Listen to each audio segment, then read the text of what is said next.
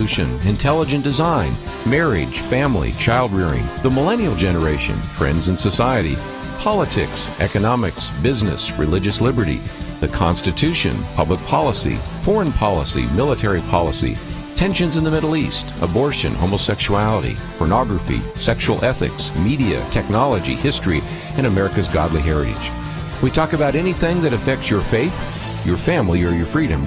So don't go anywhere, because Point of View starts right now.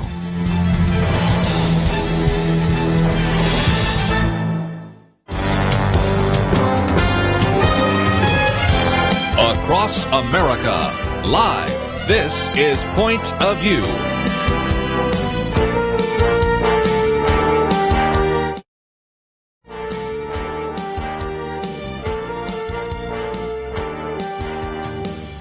And now, Kerby Anderson. Weekend edition, and we have around the round table Penna, Dexter, Kelly Shackelford, and a lot to talk about here today. Of course, we have some new economic figures. We'll talk about that. Of course, we always love to talk about religious liberty with Kelly Shackelford, and we'll get into civil liberties as well. Donald Trump's been saying a few things, and by the way, Roseanne Barr and Samantha Bee have said some things they shouldn't have said, so that's just the starters of all the things we'll talk about today.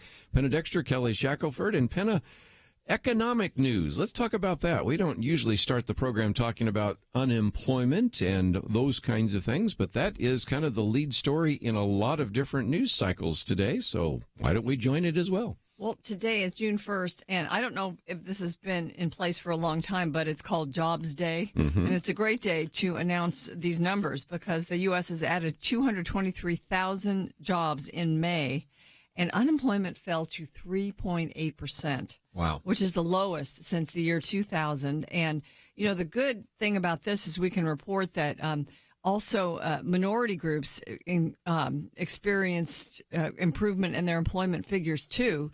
And so that's just good across the economy to see that. And, of course, it's also good because the federal government, it's also been announced, has cut 3,000 civilian jobs in May. So those jobs can now go to the private sector, I guess. But, you know, this is Trump. Since he became president, he's cut 24,000 jobs. 24,000. So there's so many things that are coming together right now to improve the economy. And one of the other great figures on this, the unemployment rates for African Americans and Asians reaching new lows, but also the people who had stayed on the sidelines, discouraged workers and marginally attached people to the labor force, their unemployment figures is the lowest rate since May 2001. So these people that have been out on the sidelines, maybe collecting welfare or whatever for a long time, are coming back into employment now. You know, one of the things you learn in economics, and my economics teacher would be horrified to know that I actually had a book called Economics, but nevertheless, is that when you're at lower about 4%, you're really at full employment, aren't you, Kelly? Absolutely. I don't know if people think about it. Sometimes numbers wash over people. Right. But these numbers are unbelievable.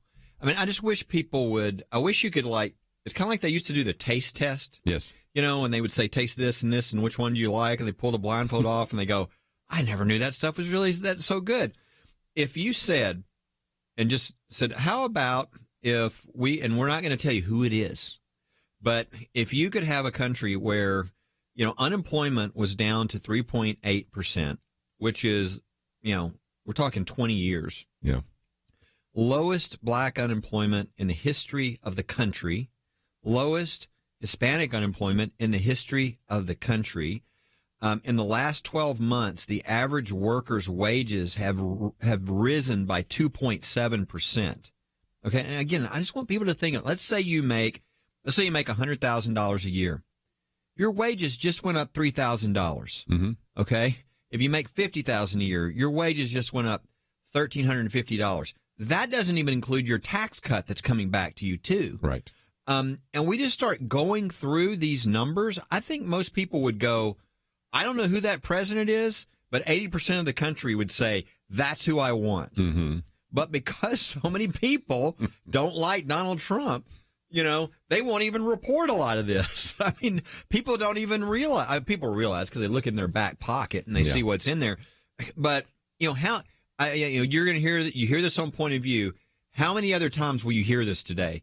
And I think if there was another president, I think you'd probably hear it all day. It would be all over the place because this is like, unheard of, the kind of conditions we're in right now. And I think people, even despite the media, are realizing that, which is why the polling and everything else, despite all the attacks, are going in a good direction for the president. That's why I think you'll probably hear a lot today about the tariffs and very little about unemployment. Yeah, I mean, the Russia probe and a lot of the attacks, I think because the policies of this president actually work to improve the country. And he's fulfilling his promises like no other president has. And so, they have to distract us, and they constantly do. And I think, after a while that becomes white noise. And I think even for liberals, it's just, when you see that every day in the news, it's not really substantive news anymore. Can I be honest? I thought a lot of the stuff, look, Trump is who he is. He's going to upset a lot of people because of the way he is. I didn't realize how doggedly focused. Right.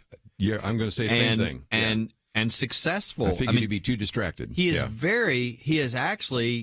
much more competent than I ever imagined. Yeah.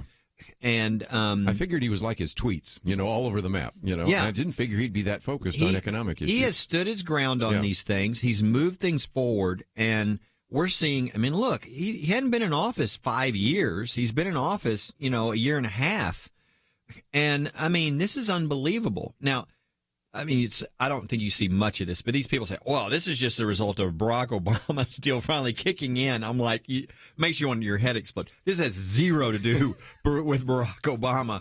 I mean, everything was so depressed under him because of his policies, because he doesn't get the free market system.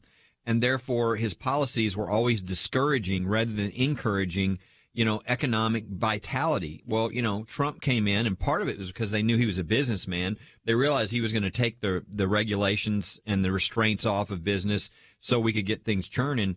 But, I mean, it's unbelievable how quickly this is turning, and in a way that blesses everybody, no matter whether you're, black or white, you're rich or poor. Everybody is benefiting from the entire economy. You're really gearing up, which is going to make a big difference on us with other countries, right?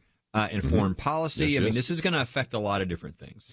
I might just mention, Penna, that we've had Stephen Moore on the program here, and you've got an article by him. First of all, it's interesting. I remember Ronald Reagan saying, I knew that Reaganomics was working when my critics stopped saying Reaganomics in a derogatory way. Now they're starting to talk about Trumponomics, aren't they? The article is the mojo of Trumponomics. And, he talked about the critics who said 3% economic growth was impossible. Well, we haven't reached sustained 3% economic growth yet, but it's so foreseeable now. Yes. And, all of this is just, I mean, the tax revenues in April, which, you get a lot of tax revenues, were up 13% from the year before.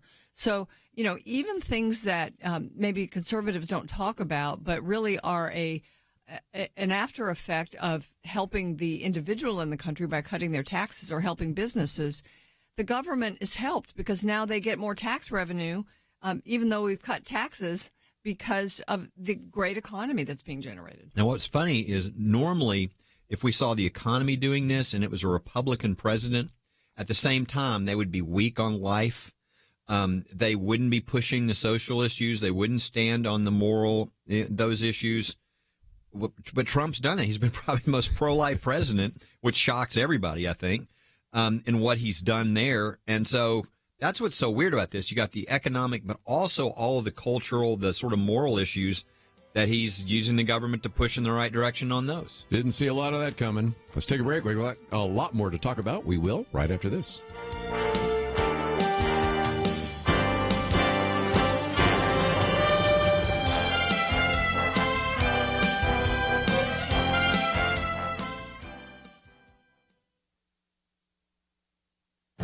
This is Viewpoints with Kerby Anderson.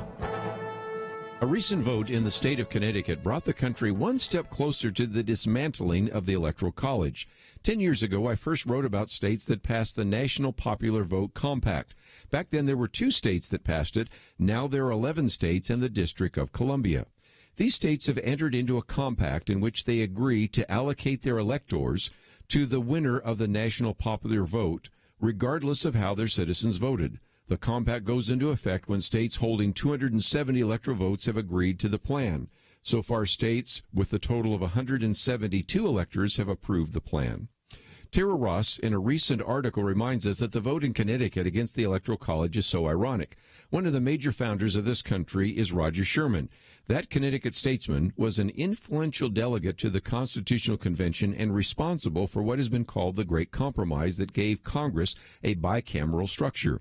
He didn't want the large states to always dominate small states like Connecticut and Rhode Island. That is also the reason he opposed the direct popular vote for the presidency. He knew that his state and other small states would also be outvoted. He feared that the people would generally vote for some man in their own state, and the largest state would have the best chance for the appointment. We can see this in the last election. Hillary Clinton received more than 65 million votes from just 2 states, California and New York. If we had a direct popular vote, she might have focused merely all of her attention on places like New York, Los Angeles, and Chicago. Roger Sherman understood what could happen without the Electoral College. Unfortunately, the legislators in Connecticut today don't understand this. I'm Kerby Anderson, and that's my point of view. Take Kerby and the Point of View team with you on the go with the Point of View app. Search for Point of View Radio at the Apple or Google Play stores.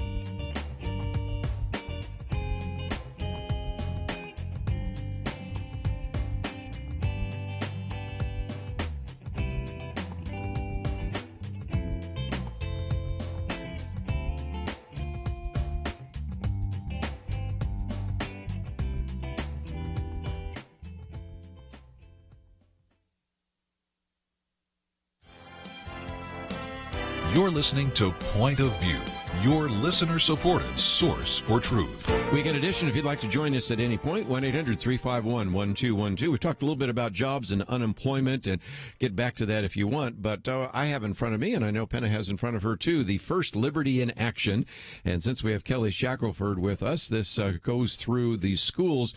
And it's interesting because the other day we got talking about what happens in the schools, and schools are out now. And I said, I think in passing, maybe to Jeremy or somebody else, I think we still have the cheerleaders case. And I thought it was interesting because Hiram said that this is nothing less than a scorched earth litigation tactic.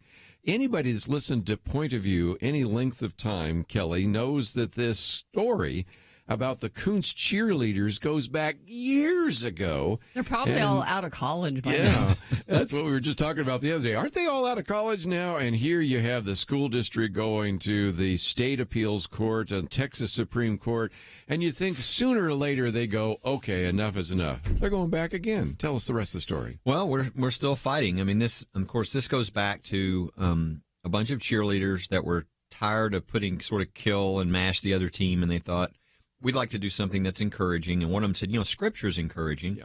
And the way it worked at this school, it was their paint, their signs, their money, their everything, the moms and the girls. And so they just started to put things like, I can do all things through him who gives me strength. Yeah. And, or if God is for you, who can be against you? And everybody loved it. And then the Freedom from Religion sends this letter from across the country saying, you stop these girls from mentioning God or we're going to sue you.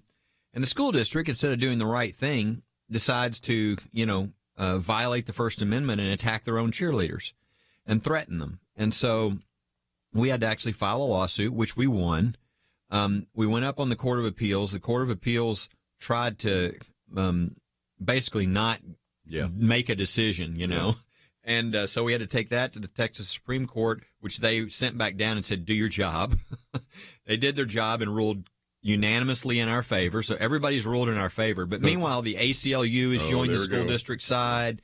And, you know, they're now they're appealing to the state Supreme Court. So they're not giving up. They just want to keep fighting and you know, taxpayer money being used to fight against the right of the cheerleaders to put the messages on their own sign. So all this time, have the cheerleaders at that school, and they're, of course, different cheerleaders now, are they able to have their banners with scripture on them? Yes. We have, because one of the first things we won was an injunction. Because when students, when parents, when citizens have a right to free speech, the government can't come in and say, well, you can say that as long as it's not religious. When they do that, now they've violated, you know, free exercise, free speech, et cetera. And so that's the injunction we got, and that's what they're now trying to overturn. And this is after a full trial, after everything. We want the permanent injunction that you cannot, government, you know, school, you cannot tell kids or their parents or anybody else for that matter that you're going to punish them because they're going to express something religious. And now we're at the highest court of the state, and we'll see what happens there. And even the New York Times mentioned this case this week, so in that article. So it's still living on. And, you know, I'm grateful because, you know, this is going to set a precedent, obviously, for millions of kids in schools. And it needs to be very clear that they don't have to hide their faith when they're at school. That's not the law in this country. The Constitution protects their right to mention God, to live out their faith, and the government really has no right to come in and in some way punish them or disadvantage them because of their faith. You know, maybe a lot of people listening have heard of Kuntz, Texas, but until this case came along, I had not heard of even of the town. And, you know, you mentioned that schools across the land will be able to do this. And as a matter of fact, when this case began, it was a Facebook phenomenon. And so it did encourage students across the country. And so what I love is the parents and the students in this town stood up, and they only could stand up because of First Liberty, because it would have cost too much money and been too difficult. But because they had the backup of First Liberty Institute, they could stand. And this, you know, it sets up an example, really, for people across the nation. You know what's kind of interesting, Kerby, you're talking about how this has been going on a while. I was thinking, our lead counsel on this case, this tells you how long it's been going on. Our lead counsel in this case originally was a guy who now has been appointed and confirmed and is on the Federal Court of Appeals for the rest of his life. So Jim Ho was our lead counsel, did the argument and all that. And then, you know, when we went up to the Supreme Court, he was our attorney. Locally is a guy by the name of David Starnes. But anyway, great people involved. But it just shows you how long that the people that were involved in the case now, they're, you know, federal judges, and they're deciding maybe this case will come up before them and they'll have to recuse themselves. I don't know. Yeah, I did a commentary on James Ho a couple of weeks ago based on some of the material you suggested. So it's just a great opportunity. Talk about that, Penna. You've got the article that's from the New York Times about First Liberty. I did not know all sorts of things about you until I read the New York Times. It's really interesting. Speaking of James Ho, speaking of people that have been affiliated or work for First Liberty Institute and who are now going on to be either in the Trump administration or federal judges, the New York Times put out a piece May 28th. And I guess it's in lots of outlets now across the country. Conservative Christian attorneys gain influence under Trump, and it features First Liberty Institute. It says it talks about the relationship with President Trump and the administration and how that's been good, and it's certainly been good for our country too because of all the things that we have done. But it was just. I think it looked like they were trying to find some kind of untoward relationships with not only the White House, but also the Attorney General's office in Texas. But they never were. And it came out to be an overall positive article in the New York Times about a religious liberty law firm. Pretty good. Yeah, I was shocked. I mean, this came out, and it's been in, I think it's Associated Press. I had people across the country sending me pictures of their newspaper with this being on the front page or whatever on Memorial Day weekend. But, you know, it was, you know, Washington Post, New York Times, all over the country about, I thought it was no big deal, but boy, you could tell when the reporter's trying to find something. Yes. And, they did a lot of research, freedom of information requests, and all kinds of things. And 4 pages, and it took a long time because he was digging into freedom of information requests through Paxton's office, the Texas Attorney General, and finding quotes from Hiram Sasser and quoting you. I mean, this took some time. This was investigative reporting, the kind we wish they would do for other people as well, not just for First Liberty. But Yeah. there you go. it's, pointofview.net has the article up Yes, if people want to read it. It's the bottom of the page there, so just scroll all the way down, you'll find it. But there's a lot going on right now, and it really does matter. We've had a lot of excellent judges that have been nominated to the federal bench by the president. We've had a lot of those federal judges who have already been confirmed. There are a whole lot more to come. I think only about 40 have gotten through. Right. There's another 80 waiting for their vote. There's more waiting to be pushed through, and we'll see what happens in the Senate. I think that McConnell knows that these people have to get through, because if they do not get them through, then the Senate could change depending upon the elections, and probably all those picks would be dead. And so McConnell is a pretty sharp guy. I mean, people obviously have their problems with him, but he's the one who held that seat open for Scalia for a year.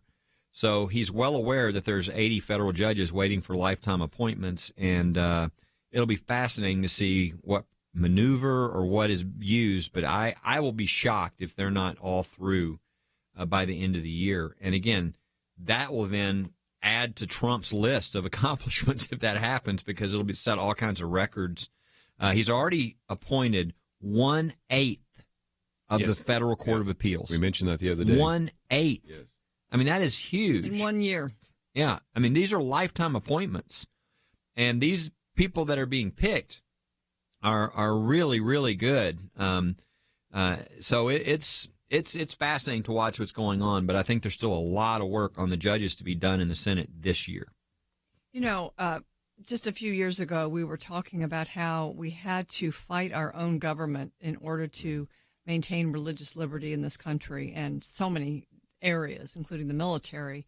And of course, those battles continue, but it's nice to see now that the federal government is actually taking steps to protect religious liberty in things it's setting up. For instance, in HHS, there's a whole department to protect religious liberty. And so, it's a real switch. I mean, it's not that you don't have to still remain vigilant at all times and keep working and pushing, but it's nice to at least have a sympathetic administration that you're not always fighting. Let's take a break. We've got a lot more to cover, and if you'd like to join us at any point, 1-800-351-1212. This article that was in the New York Times is on our website, pointofview.net. You can find it there, and since everybody else is spreading it around the country, you might as well hit that share button and put it on your Facebook page and start a conversation. We'll be right back.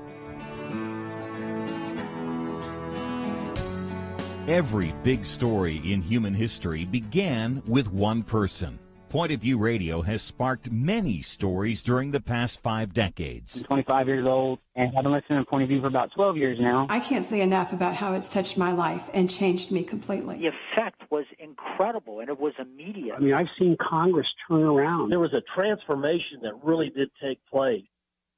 Oh, you missed your cue. This is where your story belongs. How has Point of View made a difference in your life and your community? We want to hear your story, and when you share it, you'll automatically be entered in a drawing for an iPad mini, and if we share your story to inspire others, we'll send you a Bible stick, an audio New Testament that you can take anywhere. So tell us your story at pointofview.net/story or call 1-855-335-2100. You could win an iPad mini, and your story may encourage someone else to make a difference.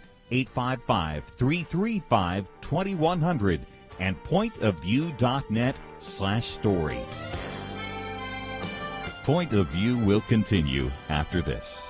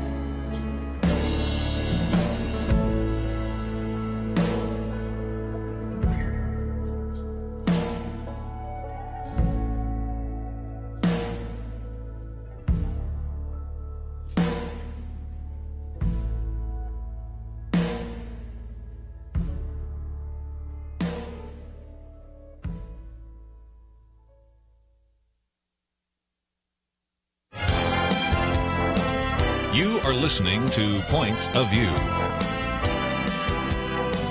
The opinions expressed on Point of View do not necessarily reflect the views of the management or staff of this station. And now, here again is Kerby Anderson. Continue our conversation. If you'd like to join us, 1-800-351-1212. Penna, Dexter, Kelly, Shackelford, and we are talking about all sorts of issues. So we're going to focus a little more on the religious liberty issue. And on the First Liberty in Action, you have the Coons cheerleaders on one side, and then you talk about not only our high school cheerleaders treated with hostility, but senior citizens. And I just wanted to connect this up to a conversation we had earlier in the week with Brad Dacus. He was on primarily to talk about the whole issue of sex education in the schools right now in California. Big deal. But one of the other cases has to do with a retirement center where they would not let anybody have a Bible study, a worship service, or anything. And I said, well, that sounds very familiar to your case out of Florida. And you got the picture here. People wouldn't believe it if they didn't see it. No. Any and all Christian music is banned. Any and all Christian music is banned.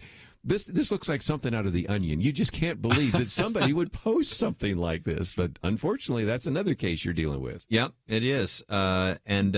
People are like going, what is Kerby? They're probably not. Most people probably listen on the radio versus watching it on the web. But if you want to get this, just make sure you're on our list. Go to you spell it out, firstliberty.org, and there's just scroll down a little bit of the page that says Get Updates, and you can get that, and you can see the picture because it's hard to believe. People immediately thought, you're the ones who did that. You did that. You made that sign, didn't you?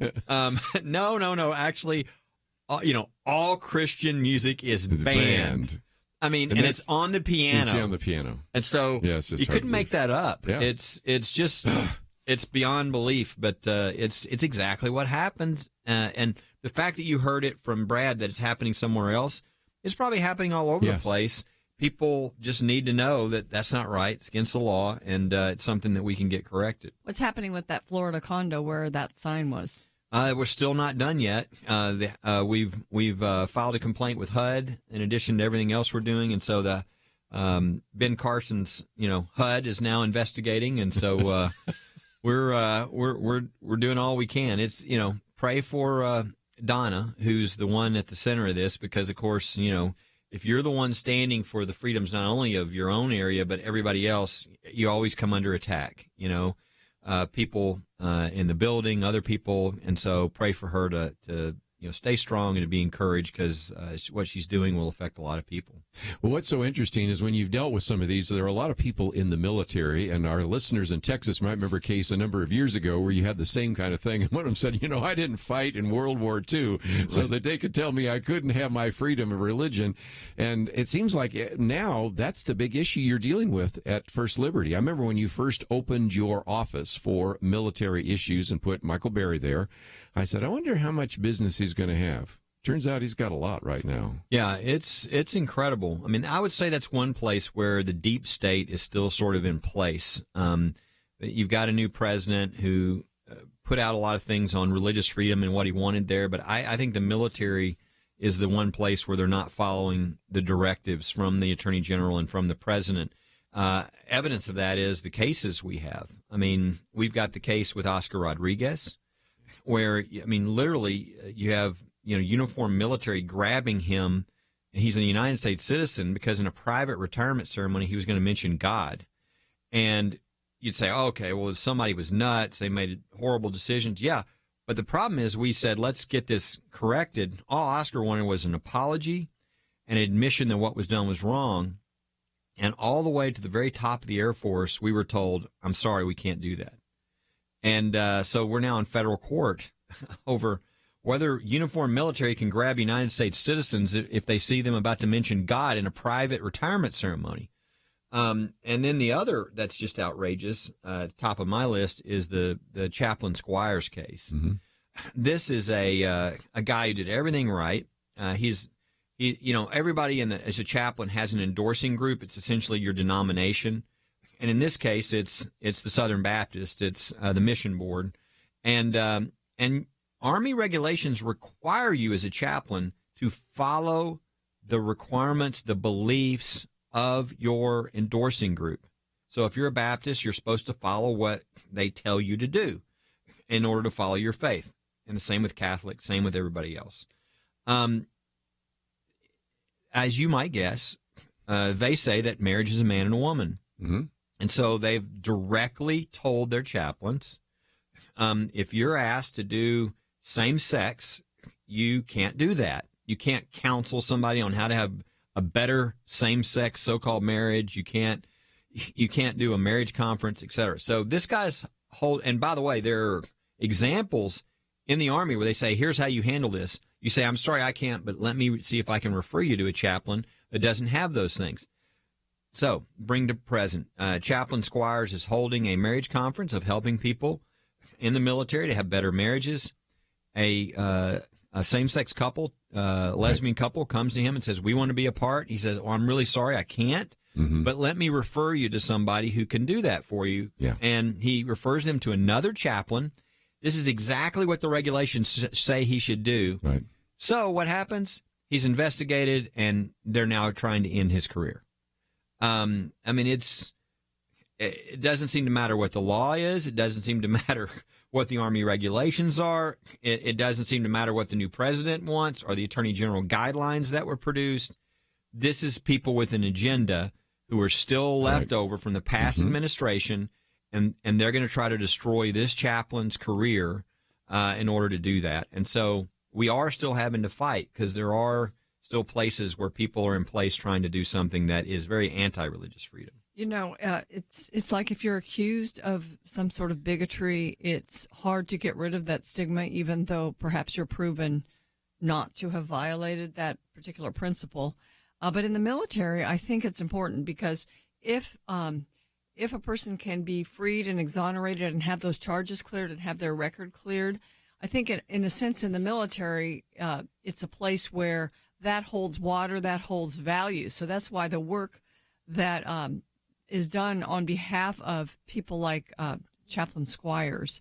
And I'm thinking of Bohannon, the Bohannon case, Colonel Bohannon. It was successful, and everybody was talking about it. We talked about it a lot, and other groups of FRC wrote about it a lot. And so at least you can kind of get your name back in these military cases, which I think is important. Yeah. Then you think of some others. Monica Sterling loses. Yep. You have Jeffrey Montanari, of course, Wes Motter, and also a couple of others, Philip Monk, and I mean, the list goes on and on and on. Yep. Of course, we haven't even talked about the memorials yet, Bladensburg or anything like that. I mean, it's amazing how many are in the military right now. It is. The military is a huge area for battle because Franklin Graham's, I think it was a Facebook post when he saw this.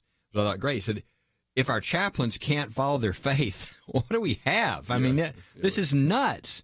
And I think the whole country believes that. But, of course, if they're successful in one of these, then they destroy all chaplain, any of their ability. I mean, if you're going to be a chaplain, well, you have to violate your faith and counsel people in something you don't believe is a marriage, then really there's nothing off limits. I mean, they can force you to do anything. Your religious beliefs are no defense. That's not the way we work. And by the way, I want to explain something because sometimes people don't get this. Wow, that's so exclusionary. They just follow their beliefs. That doesn't seem right. They should have to just bend to whoever comes to them for help.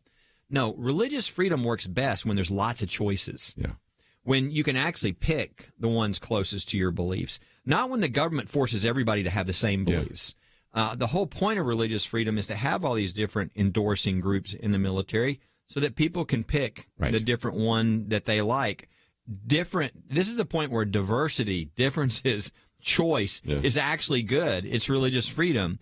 And they're trying to destroy that and really to destroy the chaplaincy. And so I'm grateful for Chaplain Squires standing up. And if people want info on this, they need to go. It's all online, but everybody should know about this case. It's a very important case. Well, again, if you're Jewish, you probably want a chaplain that's Jewish, not a Catholic. And again, trying to force everybody down when it's acceptable to everybody, I don't think it's acceptable to God. So, I mean, there's a problem with that. And you think about, especially Chaplain Squires or especially Colonel Bohannon. In both cases, they said, okay, I can't do this, but I'll provide an alternative. Almost like your various cases, whether it's Jack Phillips or whether it's our bakers in Oregon, which we'll talk about maybe after the break. They provide an alternative, but even the alternative is not enough for the activists, right? No, it's everybody's got to believe the way they believe or they're not happy. And we see this in a lot of different areas right now, right? Free speech, everything else. It seems that people don't believe in free speech anymore. I know Alan Dershowitz is on a crusade right now saying, what happened to my liberal civil liberties friends? Because now they're so anti-Trump that they don't seem to care about the rule of law and these things. I think that's a real loss for our country. I mean, we used to have people on both sides who understood, I don't agree with what you're saying, but I would fight for your right to be able to express your That's belief. what the ACLU used to be about. Yes, exactly. Victor Davis Hanson's article, which we'll get to probably a little bit later, is one of those articles like that as well. We will take a break. We'll continue our conversation right after this.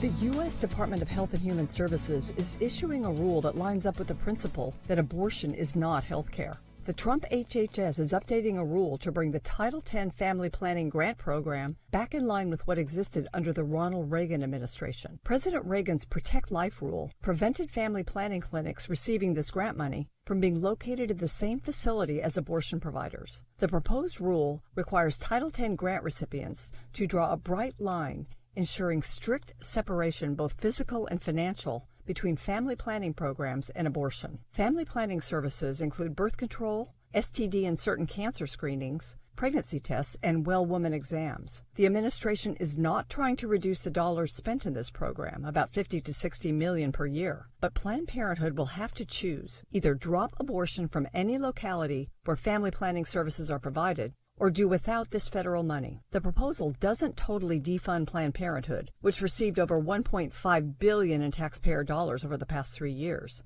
That's still up to Congress. But this is an important component of ending taxpayers' forced partnership with the abortion industry. Reagan-era regulations that accomplished this were upheld by the U.S. Supreme Court in the 1991 case Rust v. Sullivan. The Clinton administration issued regulations removing this wall of separation. Surprisingly, President George W. Bush never reinstated the rule. President Obama made it worse by prohibiting states from defunding or deprioritizing abortion with their Title X money. 6 in 10 Americans oppose taxpayer funding of abortion. And women get the best care at non-abortion health centers. Currently, Planned Parenthood uses Title X family planning funds to do the exam or pregnancy test at its clinic and just refers a woman for an on-site abortion.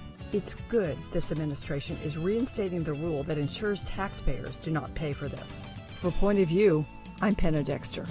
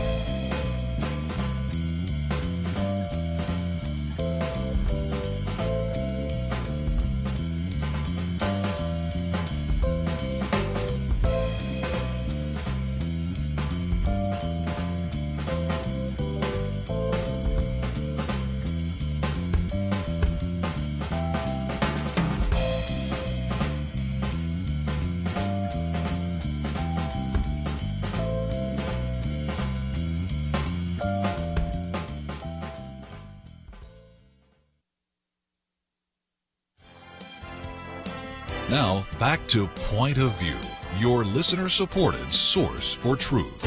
Back for a few more minutes, and at the top of the hour, we're going to get back into some of these other issues in the news. But while we're talking about this religious liberty issue, I thought there's just one topic that some people have been asking about, and that is what has happened to poor Sam Blackledge. Here's this young man was thinking he was going to give a valedictorian speech, and what is it, about an hour before he gives a speech, they said either you give the speech with all these edits or you don't give the speech. And so there's some great material on the website. We do have a link to the letter that Jeremy Dice put together, which is pretty lengthy, by the way. It has some appendices. Are we any further along, or is that just one of those sad circumstances? We can't obviously go back and change history, but we have some more graduations. Matter of fact, some happening tonight. Any more things that you've been paying attention to? First, I would say if anybody has got a graduation coming up and they're trying to tell a student speaker that they can't mention their faith, they need to call us because we can get it corrected, or should be able to, because the law is on their side. What happened to Sam is wrong. Unfortunately, so far, the school district has taken the approach that they did what they did and that they don't think they did anything wrong. If that's where they end up standing, then, we'll be in federal court, and it'll be an opportunity to get a good opinion so it can be clear you can't do this to students. And so we're going to continue to fight. So it's probably the news of the week, Penna and Kerby, is I don't know. We thought it was a highlight. Is the Blackledge case made the Babylon Bee? Yes. So it's pretty good that I think the Babylon Bee said, they were going to have extra security guards so that when Christ was mentioned, people could be protected, and which I thought was pretty good. We live in such a dangerous environment now. But it's just ridiculous. The idea that the guy wins the ability because of his grades and what he does to give a personal speech, and then they won't let him mention his faith. It reminds me a little bit of the Coach Kennedy thing. The coach who, after the game, wants to go to a knee to give thanks to God for the privilege of coaching the young men that he gets to coach. That's the humble heart. That's the coach we want. And this is the kind of, the valedictorian does get up and say, I'm really smart, so I'm going to tell you, everything. Instead, somebody's going to get up and say, I'm going to give the glory to God for what I've done. I could have never done it. I mean, that's the kid we're going to censor. It's all backwards, and it's wrong. Again, when you have a right to speak, you can't have the government come in and say, but you can't say anything on that subject from a religious viewpoint. That is religious viewpoint discrimination. It violates free speech. It violates free exercise of religion. The school district violated Sam's rights, and if they're not willing to correct this for future students, then we'll have a federal lawsuit and we'll get an opinion from the federal courts that'll protect people in the future. I think a lot of people would ask, why do the school districts persist in this type of treatment of students and teachers? I think maybe they think they need to review speeches so that somebody doesn't say something like lewd or, and if they want to do that, fine. But they just need to be clear that that's what they're reviewing it for. But mentioning your faith in Christ is not lewd or obscene, or it shouldn't be. But that's what they're melding in. And so it's the only censorship they think that is appropriate. I can censor any of your religious comments. No, you can't. Yeah. You're the government. If you tell me I have a right to speak because you've opened a forum for expression, which they have, the valedictorian gets the right to get up and say something. You can't then have the government come back in and go, oh, we didn't know you were going to mention Christ. Yeah. We're now taking the microphone from you. And the answer to that is, oh, no, you're not. The First Amendment has more power than you do. You do not have the power to do that to any United States citizen. And, what I really hate about this is what they're teaching these kids. I mean, they're teaching them to be so careful of mentioning their faith. Right. They're going to produce self-censorship, which is an anathema to, a democratic republic. We need ideas. We need people to speak up when things are going wrong. We need people to be good citizens. And if the government tries to say, well, we're not going to allow you to say that, for them to look at the government and say, you don't seem to know who you are and what your restraints are under the Constitution. That's what schools should be teaching kids. We should be teaching these kids to be great citizens, to know their rights of free speech, the free exercise of religion, and that they have a right to express different viewpoints. Instead, they're trying to teach them the very opposite thing, which is you can only say what the government permits you to say. That's not the United States of America. We did bring that up at our Millennial Roundtable on Wednesday because there was another case of where this young man who was at a Catholic school was told that he could not give that speech because, first of all, it was a private school. Second of all, it was really political. And just think about this. It's a Catholic school. You couldn't say some derogatory things about the Pope. And you just start thinking about all things you couldn't say there. And still, he was given a megaphone by his father, and in this parking lot gave the speech. Anyway, that's a little different than this one, because this is a public school. That's right. This is free, protected speech. Well, at least it used to be. It wasn't religious speech at one time, protected speech or something like that. And this letter, by the way, I just want to point you back to it, because Jeremy Dice has written this one to Carol Kilver, superintendent. It's 4 pages long, and then has an appendix.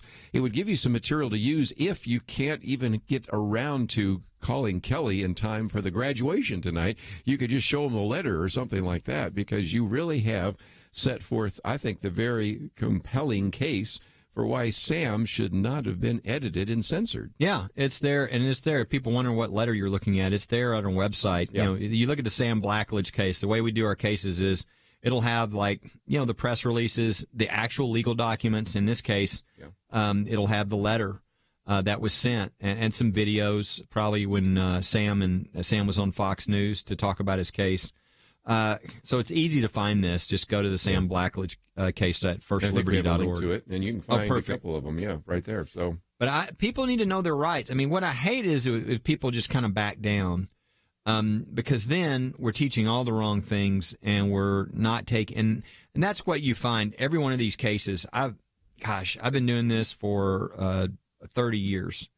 I've had so many of these valedictorian cases. Groundhog Day, isn't it? It's like the movie Groundhog Day. Every May, it's another example. And one of the things that's interesting to me is a lot of times these young men or women, I've had both, they say, I don't know if I want to do this because I'm not looking to get revenge. And he said, no. This is about everybody who's going to follow in your footsteps. Right. This is about what precedent is set, and so this doesn't happen to people like you again. And as soon as they know they're fighting for others and not just their own selfish, I was treated wrong, they're in for good. But they're all such good people, and they're not looking to do something selfish. They're actually going through a lot of pain and heartache, and it's just trouble to do this. And they do it because they're standing for other people. And I mean, I can't think of anything better in the United States of America that gives you hope in the future of the country, that the brightest young people in the country, these valedictorians who are standing up for everybody else who's going to follow in their footsteps because they want them to have freedom, and they don't want them to go through what they went through. As Sam said, he was just devastated. I mean, this was his big moment, and it was destroyed by the school. Why? Because of discrimination, religious discrimination. That shouldn't happen to people. And it's going to continue until we nail this down and make very clear so that nobody thinks that this is an appropriate way to treat students at graduation time. Well, we need to take a break. When we come back, we have lots to cover today. And if you'd like to join us at any point, 1-800-351-1212. As always, we have a link to First Liberty and some of the articles that you can find that we've posted even this week about what was happening in Maryland, Bladensburg, what's been happening with the story of Sam Blackledge, and many others. So, again, all of it available at the website, pointofview.net. We'll be back with more right after this.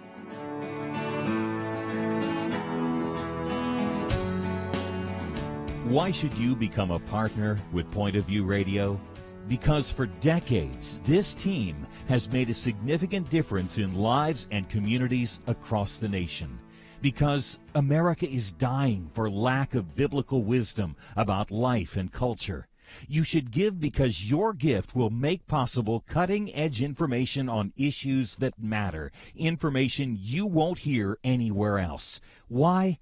Because your gift will change lives, because you'll influence our culture with biblical truth, and because you can make a difference for the future. Our nation needs a truth team very badly. Support Point of View Radio today at pointofview.net. Click on Join the Truth Team and choose your level of support. Pointofview.net. Or call 800-347-5151, 800-347-5151. Or mail that first donation to Point of View, Box 30, Dallas, Texas 75221. Box 30, Dallas 75221. Point of View will continue after this.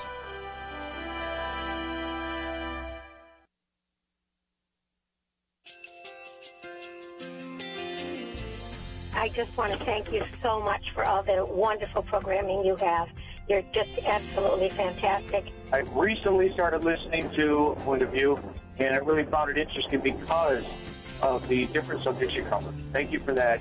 I really appreciate everything that you do in keeping us informed. Thank you, Kerby, for everything that you have been doing. I appreciate all the work that you're doing, advocating for the Word of God. Thank you so much. Point of View, I think, is absolutely necessary because it's a Christian perspective, a biblical worldview perspective, and receive very current, up-to-date information about what is really going on, week to week in our culture, which is changing so rapidly, and yet it's morally sliding backwards. Yeah, I'm just, first of all, I thank you guys. Y'all's program is wonderful, and enjoy it every day. I learn so much every time I listen to it. Point of View Radio Talk Show.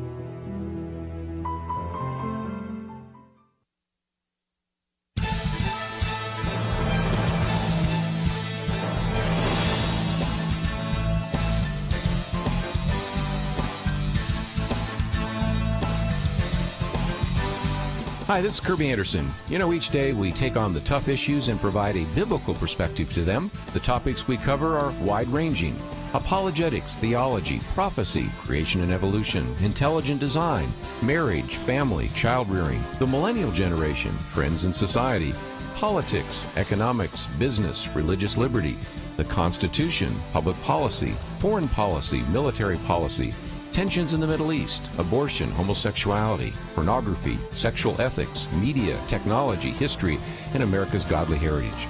We talk about anything that affects your faith, your family, or your freedom. So don't go anywhere, because Point of View starts right now.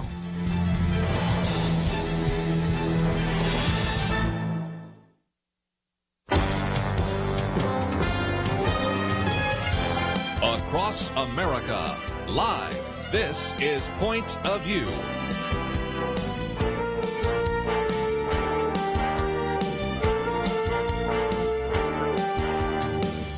And now, Kerby Anderson. Thank you for joining me today. It is our weekend edition. Penna, Dexter, Kelly, Shackelford in studio, and we certainly do welcome your phone calls. We're going to be looking at a number of stories, some economic news, which we'll get into in just a minute, and the former Speaker of the House right now, the House Minority Leader, doesn't think that these numbers are significant, so we'll see where that takes us. We're going to talk about issues of civil liberty.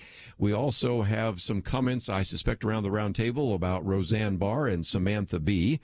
Maybe we have a North Korea summit on once again, and Donald Trump complaining that $17 million have been spent so far on what he called a Russian hoax investigation, and much, much more that we will cover. So lots to cover, but jobs reports coming out today. Penna, Dexter, it's the first day of June. Where did the first 5 months go? But that's another story. And it's really good economic news, at least for those of us that take some of these numbers seriously. Apparently, the House Minority Leader didn't think so. We'll get to that in just a minute. Well, I don't want to give too many numbers, but this one's a good one. 223,000 jobs added in the month of May. And this brings unemployment to 3.8%, which is the lowest unemployment rate since 2000. And that's really full employment by definition. And so, I mean, that's amazing. And some of the other things to applaud, although some people can't applaud this, but unemployment rates for African Americans and Asians reached new series lows. I mean, these are the lowest unemployment that these groups have had ever in this country. Ever, yes. And as Kelly will tell you, it's not being applauded. It's being critiqued by certain people on the left. Also, unemployment rates for adult men, adult women, and teenagers are at their lowest level since 2000. And this is one that I love. All major unemployment measures saw a decline, including the group that includes discouraged workers, those marginally attached to the labor force, which is at the lowest rate since May 2001, which means these are the people that gave up, right, or pretty much, for all intents and purposes, at least for the time being, gave up on getting a job. And they're back. They're back because of our good economy. Again, if you look at some of these economic numbers, there's what's called the U6 rate, and that is one to look at because sometimes unemployment looks like it goes down, but it goes down because people stop looking for work. And so these are real numbers. But, Kelly, not everybody's applauding these today. What is going on? Well, I first want to point out the truth of what's going on, which is these numbers are just unbelievable. I mean, if people look at how quickly this has happened, I mean, 3.8 unemployment. I mean, we're talking about the year 2000. Does anybody remember the year 2000? I mean, do you remember back that far? And lowest African-American unemployment ever in the history of the country, lowest Hispanic unemployment ever in the history of the country. The average worker has seen their wages go up in the last 12 months by 2.7%. So if you make $100,000 a year as a family, you now have probably about $3,000 more dollars, and that doesn't even include the tax cut you get back too. So, I mean, this is unbelievable how quickly. And again, you got to give the president credit for all these policies that are clearly working. They've taken their foot off the neck of businesses. They've reduced all these regulations. Companies are investing. I mean, the only problem right now, as we see by the increased wages, is companies are now having a harder time finding people because everybody's getting employed. Mm-hmm. And so this is we just haven't seen this in a long time. And so, again, if it was any other president, this would be all over the headlines everywhere. It would be everything you hear about tonight. It'll be fascinating how many stations you would turn to will talk about this, whereas this is probably the thing that applies to everybody in the country and is really good news. Showing exactly what I'm saying, Nancy Pelosi has already come out saying this really isn't good news. It's just like, I just think that it's such a credibility, blower to say something that foolish, but it just shows that there's no matter what would happen, good news cannot be accepted by Nancy Pelosi. This is good for everybody in the country. And again, the thing that's amazing about it is how quickly the president has been able to do this. And again, I'm surprised about this personally, but the focus and the doggedness and the refusing to turn off, from his way on these things. I didn't know that, Donald Trump had that. I thought he was easily distracted, squirrel, that kind of thing. And I instead, that's not what he's like. He's obviously very focused, and he's been very, very effective when it comes to the economy. He's obviously more than just a shrewd businessman. He understands these issues, and he's put all the right things in place. And we're liable to see this continue. Record-setting GDPs, wages going up, unemployment going down, records being set. It's just incredible. People have to bring this home. The average family, I don't know what the average family makes in this country. Let's say they make, $60,000. That would mean the average family has somewhere around $1,700 more income coming in, and then another probably $2,000 of tax reduction. That's pretty. If you're making $60,000 and you've now got $4,000 more dollars in your pocket in just a year, that's pretty significant. You would think that, even if you have a party that you oppose on just about everything, if they come up with something, or if something happens in the economy that's so good that affects everyone, as Kelly just said, that even if you couldn't bring yourself to applaud something positive about that party or that president, at least you could celebrate with the people who are your constituents that it affects. But they are so catering to their leftist base. That base is not that big, I don't think, though, that they can't, that people like Nancy Pelosi cannot celebrate something like this. One other point I wanted to make is that also there are some numbers, I don't want to overdo the numbers, that suggest that the size and scope of the government is reducing, right? Penna, give us those real quick. The federal government in May cut 3,000 civilian jobs, and this is part of Donald Trump's plan. He wants to shrink government. How often do we hear that coming out of Republicans and it doesn't happen? Never. Yeah. Well, with him, since he took office, 24,000 jobs have been cut from the federal government. Now, I look at the numbers, and there are still 2,786,000 federal jobs. Federal government is huge, and it's too big. But at least it's going in the right direction. And again, we talked about regulations. That was supposed to remove 2 regulations for every one new one. The last time I looked, it was 17-1, and I think some people are saying it's past that. So the next time we give you those ratios, it just shows you that shrinking the size and scope of government is something you've heard a lot of, especially Republican politicians say. But this one, who I've never quite put in the Republican Party until fairly recently, actually seems to be doing it. He does. It's, he's been very consistent. He's been following up, and his results are hard to equal with any president I can think of in any recent history or decades. We have a lot more to talk about. We will do so right after this.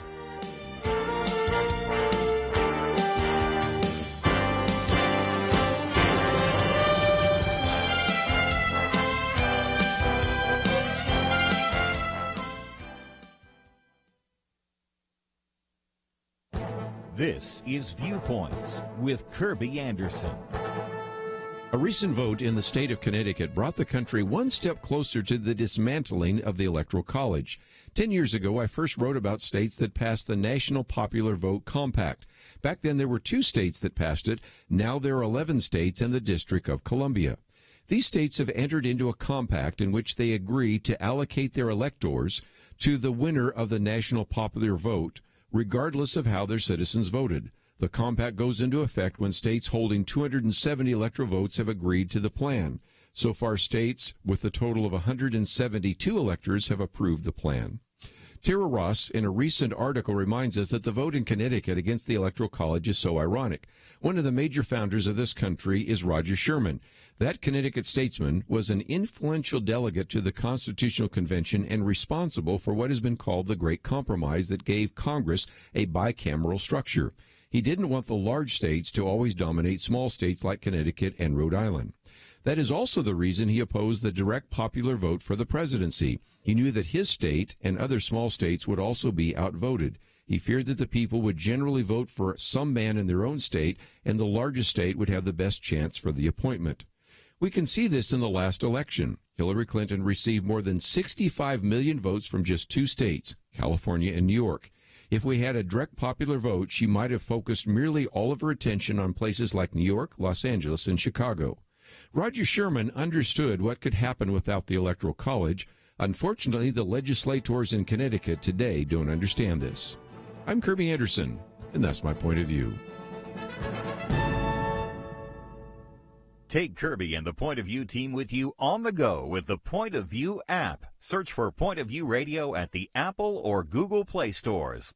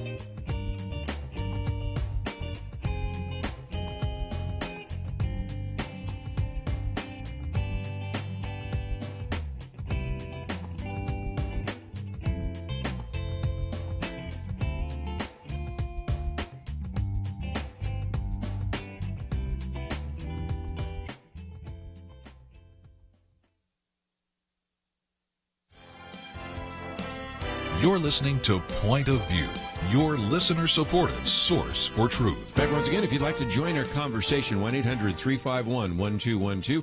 One of the issues we've already put on the table is the economic news. What are your thoughts about that? If you'd like to join us, we'll open up the phones, 1-800-351-1212. Do you think it is significant? Most of us around the round table do. Nancy Pelosi and some of the others do not, so I'd love to get your thoughts on that. And just for a few minutes, I'm not going to belabor it, but earlier in the week, of course, we had the comments by Roseanne Barr. And then since then, we have a comment by Samantha Bee. And I might just give you a program note. One of the individuals with the Ethics and Religious Liberty Commission, which Penna used to be on the board of, will be with us on Monday. He's written a very good piece on civility and incivility.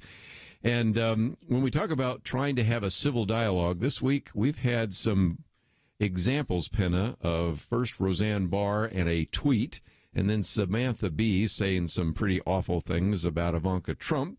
And it's just a reminder that we just can't sometimes have a civil dialogue in this country. Yeah. We push the envelope so far that people who make their living trying to be funny, their humor isn't true humor to a lot of us. It's just offensive.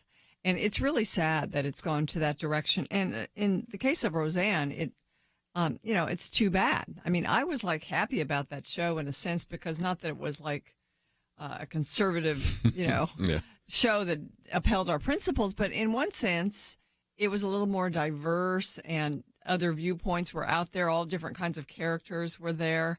And she ruined that opportunity with her stupid Just think of the offensive actors tweet. Now, John Goodman's not going to miss a car payment, as somebody said the other day. But, just think of the actors and actors that got thrown out on their ear, the writers that did. And, again, credit to ABC for saying we are going to stand up for morality and take $60 million hit or something like that? Just a phenomenal one. But I'm just, Kelly, I'd love to get your comments. I'll be maybe the only one person that just says, as offensive as all this is, whether what Samantha Bee says, Roseanne Barr, we can talk about all sorts of other individuals as well that certainly have said some things like that shouldn't be said. But I don't think anybody should lose their show over something stupid that they said, especially if they apologize for it fairly quickly and recognize that they just made a terrible error in what they said or wrote. But again, I'd love to get some comments from some of our listeners. I think, I agree with you. To me, political correctness is one of the most damaging things to our country. And it's part of why Trump was elected. I think people were tired of just nonsense because people were scared to say things. Right. And everybody was so sensitive. Yeah. It's like, in a free society, you can't be sensitive because people have a right to express different things, and sometimes you're not going to like what they have to say. That's how freedom works. Sometimes you get a little bruise here and there, but that's part of living in a marketplace of ideas. This kind of think of any show on TV. So if one of the actors goes on tweet and says something really stupid or racist or whatever, you cancel the show. That's so over the top politically correct that I don't even get that concept. I think it's happened because she's a Trump supporter. Yeah, and now the other one, the Samantha Bee, that one is a little more disturbing. Because wasn't it on a teleprompter or something? No, it was. This was all planned. Yeah, it wasn't a tweet. Yeah. It was. It was part of her shtick. It was part of the writing. Yes, what I'm that saying. then had to go through and be edited. That's the point I'm making. Yeah. Now that's a different story. I still wouldn't cancel a show, but I think the show is responsible. But that's not a 1 a.m. Ambien-induced comment that is obviously racial and racist and despicable. But this one went through a number. It's like something that shows up on the editorial page of the New York Times. Do you think even or Washington the Post. profanity or the horrible language used was on there? Was written beforehand? I do. I think her critique of Ivanka Trump, not that I agree with it at all. It was a beautiful picture that she put up of her and her child. Mother and child, and we should all celebrate that. But so that could be criticized, I think, by a comedian. But why does it have to end with language like that? It's just like when we go to the movies. It's a great movie, but for language me, ruins it. The language makes it for some people, I guess, but it ruins it for me. Well, and Chelsea Handler, Bill Maher, you go down the list. The language has gotten worse and worse, even just in the so-called comedy area. Well, there's this unbridled hatred for anything about Trump. And that's where this comes from. And it's really, it's not working for them. Because most Americans don't like this kind of conduct. They're not going to reward it.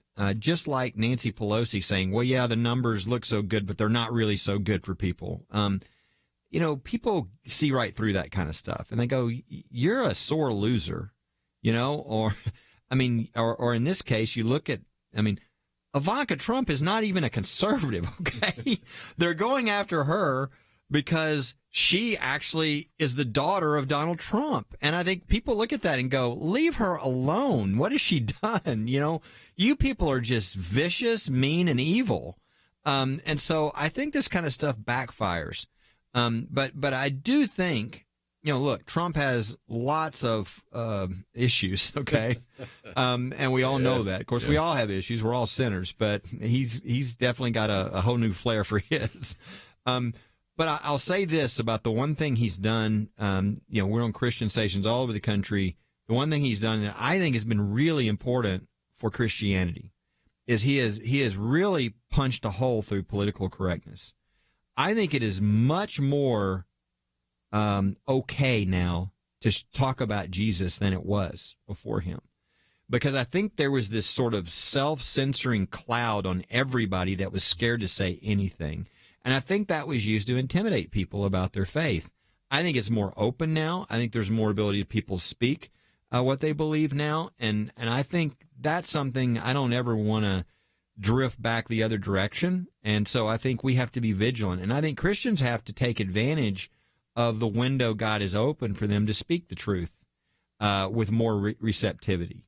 And so we've been given sort of an opportunity here. And whatever all the other stuff that's going on that God's doing, I think that's one thing that has been happening, and we need to continue to fight for that. And so in a weird way, the Roseanne thing, I think, is an attempt, and by the way, not defending anything she says. I mean, fire her from the show, bring somebody else on, whatever, but canceling a show because one of the actors, tweets something, to me, is back to that old snowflakes, everybody's sensitive, overreaction to everything that occurs, instead of sort of, this is the American way. You respond to bad speech with more speech. You call that out as being bad. You shame it, but you speak. You don't censor. You don't cancel. You don't throw things off. You use that as an opportunity to turn truth into lies, and good. You return the evil for good that overcomes it. And again, you can also contact the sponsors. Right now there have been questions about whether, I think, a State Farm and a couple of others will sponsor what is the program that Samantha Bee is on. Of course, we'll see. My philosophy has always been, as reprehensible as both of those comments are, I just don't think somebody should lose their show. But again, you can disagree with me. Chelsea Handler, don't throw her off. Bill Maher, don't throw him off. Do we like what they say? Of course not. But does that mean that we just can somebody because of something stupid they say? Especially given the fact that we got, I think, even after we talked about this on Wednesday, began to hear people like Jimmy Kimmel saying, you got to recognize that there have been some major mental health issues with Roseanne Barr. And I'm not blaming giving her a pass, but at the same time, you got to recognize that it's something you do at 1 a.m. when you're on Ambien and you're mentally unstable and you think you're making a joke, and it was a really awful, racist, despicable joke. She said she was sorry, but I guess that was enough to can a show. That's who Roseanne is, and they knew that when they developed the show. Yeah. Yep. But when I first heard it, I said, "Oh, surprise me! She said something controversial." Yes, big shot. But I think, in a sense, the drumbeat of critique had been coming in already, because the left always does this. They want to ruin anything like that. And because she voted for Donald Trump, and because there was that element of the program that showed the plight of the working class American that Trump has appealed to, they wanted to destroy it. And it was coming. And this was something that happened that was, perfectly convenient. And so now it's gone. The odd thing is they seem to be successful with this silliness with everything except one thing: Donald Trump. He's done this a gazillion more times, and they can't seem to destroy him. He's like the invincible. So that's why I think there's such hatred for him. Well, we want to get your comments. We're going to talk about civil liberties in just a minute. Alan Dershowitz and even Victor Davis Hanson have talked about that. But if you'd like to join us, 1-800-351-1212. Every big story in human history began with one person. Point of View Radio has sparked many stories during the past 5 decades. I'm 25 years old and I've been listening to Point of View for about 12 years now. I can't say enough about how it's touched my life and changed me completely. The effect was incredible, and it was immediate. I mean, I've seen Congress turn around. There was a transformation that really did take place. Oh, you missed your cue. This is where your story belongs. How has Point of View made a difference in your life and your community? We want to hear your story, and when you share it, you'll automatically be entered in a drawing for an iPad mini, and if we share your story to inspire others, we'll send you a Bible stick, an audio New Testament that you can take anywhere. So tell us your story at pointofview.net/story or call 1-855-335-2100. You could win an iPad mini, and your story may encourage someone else to make a difference. 855-335-2100 and pointofview.net/story. Point of View will continue after this.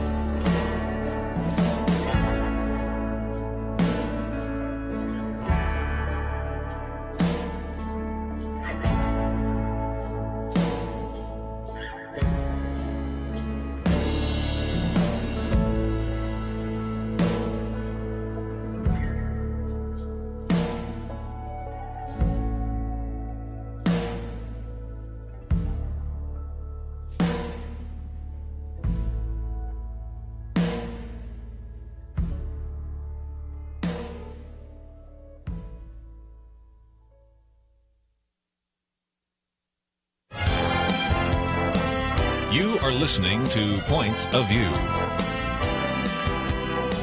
The opinions expressed on Point of View do not necessarily reflect the views of the management or staff of this station.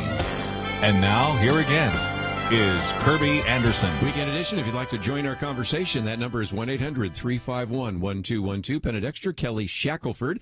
In just a few minutes, we're going to get to one of our articles. You might want to be reading ahead if you'd like. It's a piece by Victor Davis Hanson, The Carnivores of Civil Liberties, and he is really saying some things we've heard Alan Dershowitz and others say, but just since we've been talking about this issue of civility and free speech and the rest, I thought we'd get a phone call before we get into some of these other conversations. So we'll head up to New Hampshire. Kat, thank you for joining us today here on Point of View. Hi, thank you for having me and allowing me to speak and share this. I'm calling in to speak about the civility issue and civil liberties because I think those two pretty much are linked. In my personal experience, where I was attending a state college, and my first encounter with this civility came whenever I was in this whole civility idea that's being put out there that we can discuss anything as long as we're civil. As long as we're civil, you've got to abide by the civility rules when you're speaking. I was in a nursing program, and there was a student who was sexually harassing a female and was allowed to go out into the clinic where there were women who were not students but who were patients that had nothing on under their hospital gowns. And when this was brought up to this university, which had reported the whole civility issue and saying we need to be civil, we need to speak appropriately and handle things in a certain way, or you'll be written up, or you'll be brought up on conduct charges through the university. To hear all of this going on and then to watch that when you try to go forward and report something like this, that they turn it around and use it as a tool and a weapon to try to get rid of and silence anyone who is a threat to whatever progressive ideas that they have that they want to move forward, because their whole premise for their university is equality and we have to equal pay and women's rights. But then quietly they mishandled it in a very horrible way, and then use civility to try to their civility conduct charges to try to undermine people who come forward like this. So the civility conduct charges came against those who complained about the guy. Absolutely. It came against me. And I was surprised about this because after I was forced to leave the university, I had people come looking for my home and stalking me where my home and my kids were. And I was told that I had to be civil. And if I kept coming forward with this and saying, what about the patients? What about the women? What about my family? I was told I wasn't being civil, even though I didn't curse. I didn't yell. I just kept coming back, just saying, please do something. And on top of that, the governor had been attacked by the same university representatives for not being civil, or they'd allow their students to attack the governor and invite the governor to speak, and then signs would be held up. And after they invite him to speak, and he'd have to leave the state. So that's not civil. No, but and it's using it as a weapon, basically, is what they're doing, right? Yeah. Well, the good news is no government entity could have a code or requirement that you be civil. It would have to be so specifically defined that would be just massively unconstitutional. For instance, you can do you can say all kinds of things, and the government can't insist that you be polite, that use words that they like. Right. So the point is, any sort of government entity that tries to, push a civility code, is going to run smack dab into the First Amendment. Now, private citizens can insist upon civility in the way they treat each other, not by law, but just by shaming, by, those kinds of things. In fact, I know when the slave trade was ended in England, that was the number 2, item on the agenda, was to bring back civility. And I do think that makes a big difference. I think we need to bring it back. The thing that really stood out for me was watching after Parkland, the shootings. They had that, CNN held that forum, and they had all those people, students and parents, and they were very, I think, inappropriate and uncivil to people who were their guests. And to me, I saw the tie-in with the shooting and that attitude. When you just feel like you have a right to just be as angry as you want and to treat people wrong, that's the same attitude that goes into somebody that thinks they can go into the school and do that. When we coarsen ourselves to the level where we treat each other less, and so they didn't realize it, but they were actually, I thought, an example of what's wrong. And so I do think we can enforce that amongst ourselves, but the government can never enforce kind of a you've got to be civil in your language code. Let me just mention that we were going to have Daniel Darling on with the Ethics and Religious Liberty Commission on Monday. He had to reschedule, but we'll get him on, and we'll still post his article because it's entitled Worried About Incivility? Start with Yourself. So we'll get into that.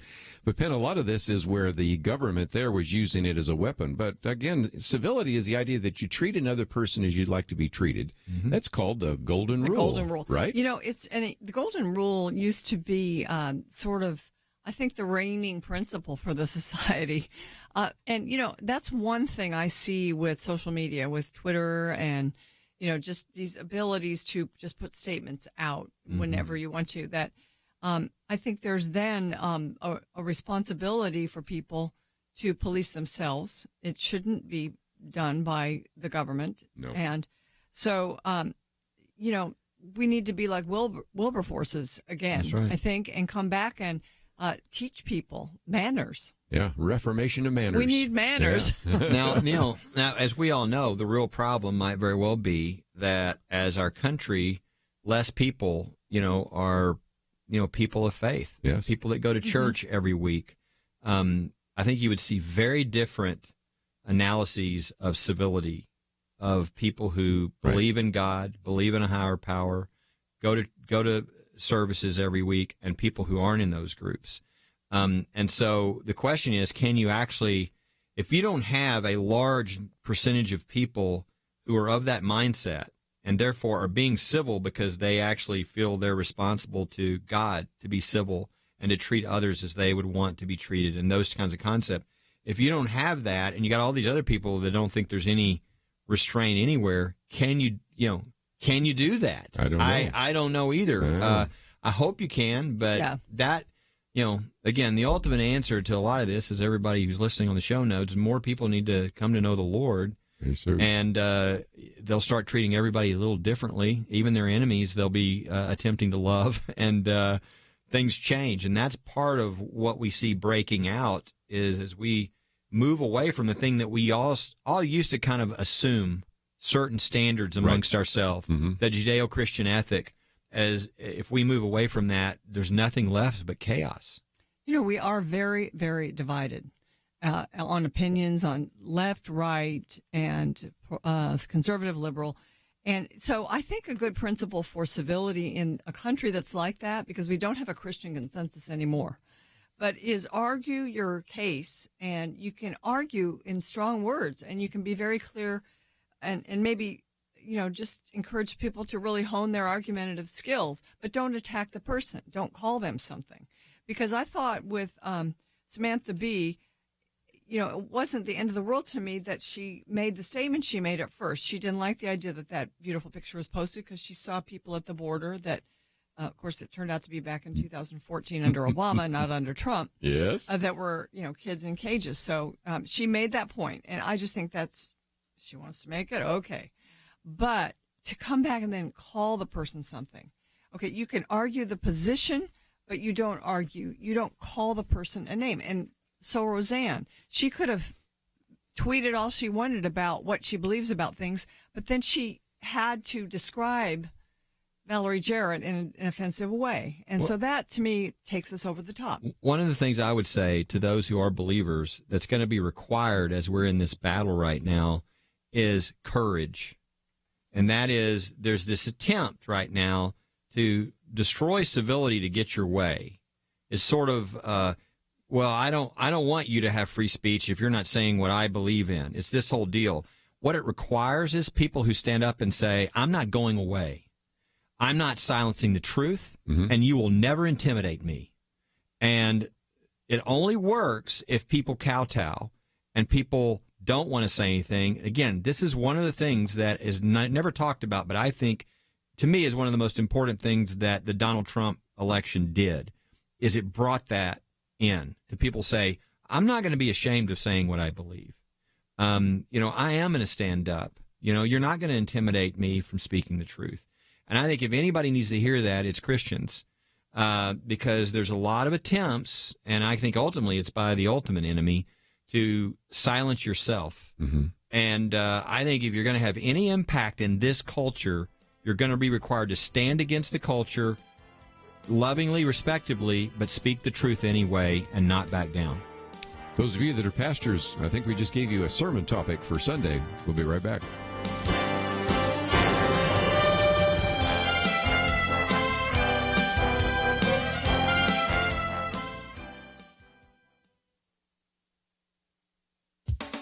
The U.S. Department of Health and Human Services is issuing a rule that lines up with the principle that abortion is not health care. The Trump HHS is updating a rule to bring the Title X Family Planning Grant Program back in line with what existed under the Ronald Reagan administration. President Reagan's Protect Life rule prevented family planning clinics receiving this grant money from being located in the same facility as abortion providers. The proposed rule requires Title X grant recipients to draw a bright line, ensuring strict separation, both physical and financial, between family planning programs and abortion. Family planning services include birth control, STD and certain cancer screenings, pregnancy tests, and well woman exams. The administration is not trying to reduce the dollars spent in this program, about $50 to $60 million per year, but Planned Parenthood will have to choose: either drop abortion from any locality where family planning services are provided, or do without this federal money. The proposal doesn't totally defund Planned Parenthood, which received over $1.5 billion in taxpayer dollars over the past 3 years.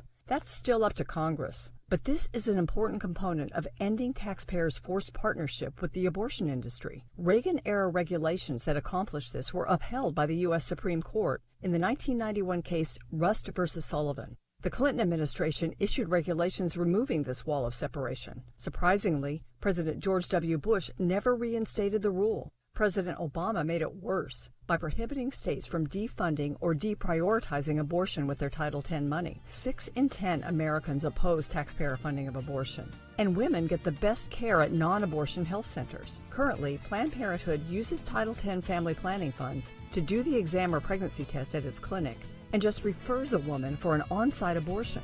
It's good this administration is reinstating the rule that ensures taxpayers do not pay for this.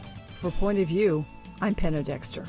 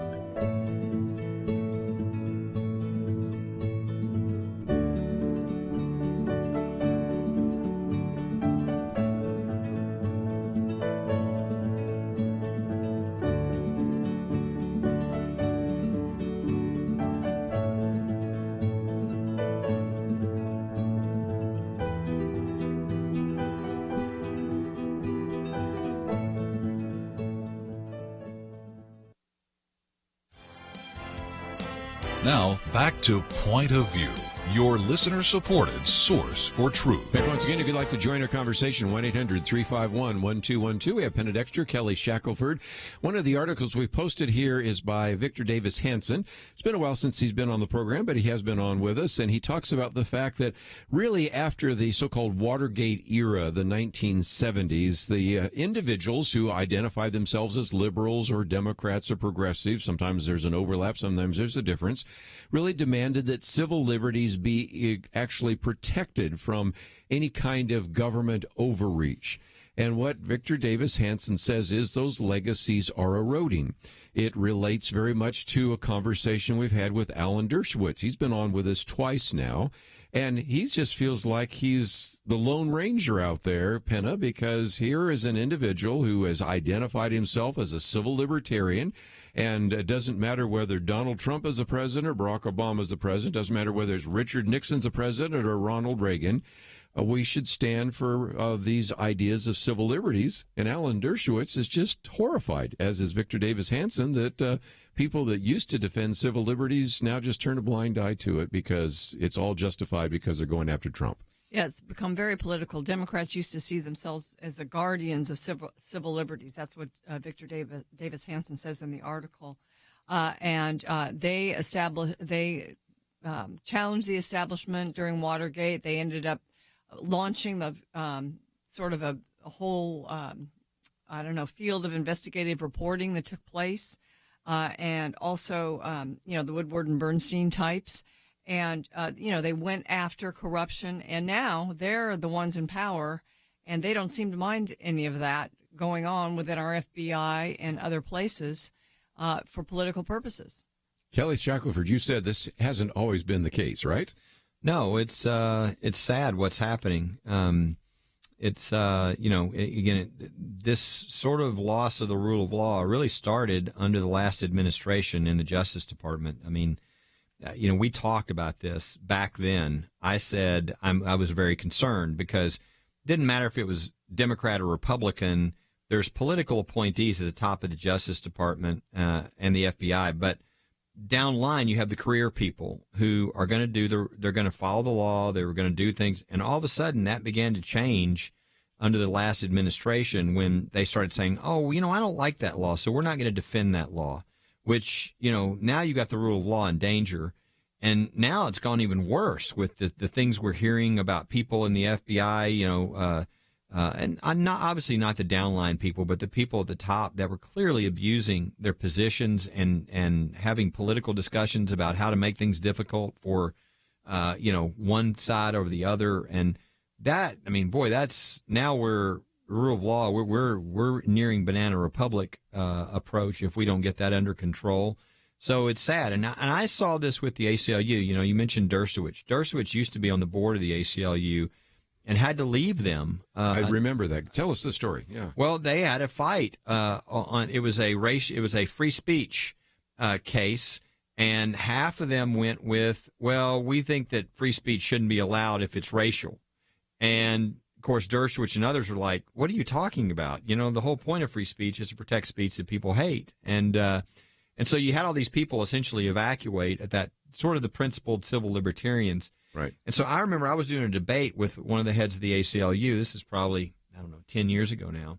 And so one of the cases I brought up was a case that I knew would put him in that same kind of deal, which was it was a school case where a student was wearing a shirt that said, God says that homosexuality is wrong. And the school punished him for his speech. And so I, in the, debate we were having, said, well, I'd love for, my opponent here to answer whether he's in favor of free speech or does it not work when they're saying something against one of his constituencies, the gay rights constituency. He would not answer the question. Mm-hmm. And afterwards, I said, what gives? And he said, well, they're one of our constituencies, and I'm just not allowed to, to do that. And to me, that said what had happened to the ACLU. And I think that's what Dershowitz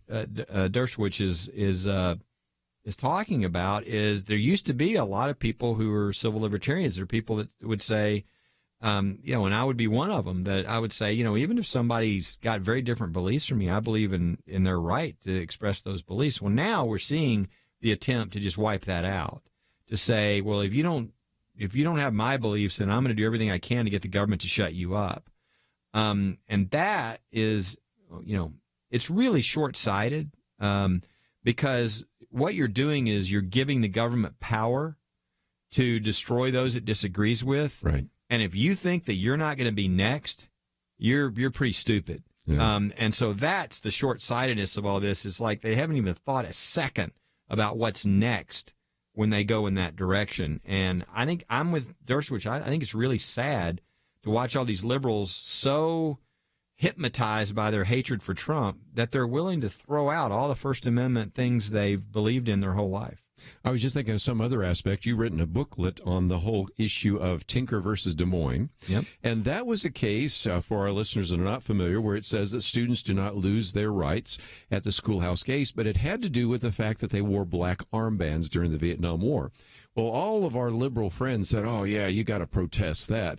But now you've used that same case to argue for religious liberty, and our same civil libertarian friends, not all of them, but some of them say, well, it's okay to protest the Vietnam War. It's okay to stand up against the government, but it's not okay to actually express your religious views on campus, right? Yeah, that's the beauty is by the way, those people in Tinker who were wearing those armbands back in the 1960s were doing so because they were pacifists. They Yes. had a religious belief going way back to the beginning, really, of our country. I mean, we had all these people that Pennsylvania and other places that did not believe in any sort of war or any of those type of things. Well, these are people that came out of that tradition.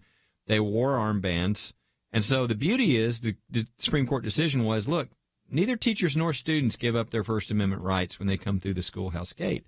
They cannot disrupt, a student can't stand up in the middle of class and disrupt the classroom by giving a speech, but they have every right to express their opinion in a non-disruptive way, which, of course, an armband, all it is wearing an armband. You're not saying anything. And so that's what was established. And so what was funny, and this is the book I wrote, it's called Supreme Irony. If people want to get it, they can. And you can download the PDF. I got it right here. Yeah, you can download it online. You can call our office and get a hard copy at firstliberty.org. But I wrote the story of what happened in this case.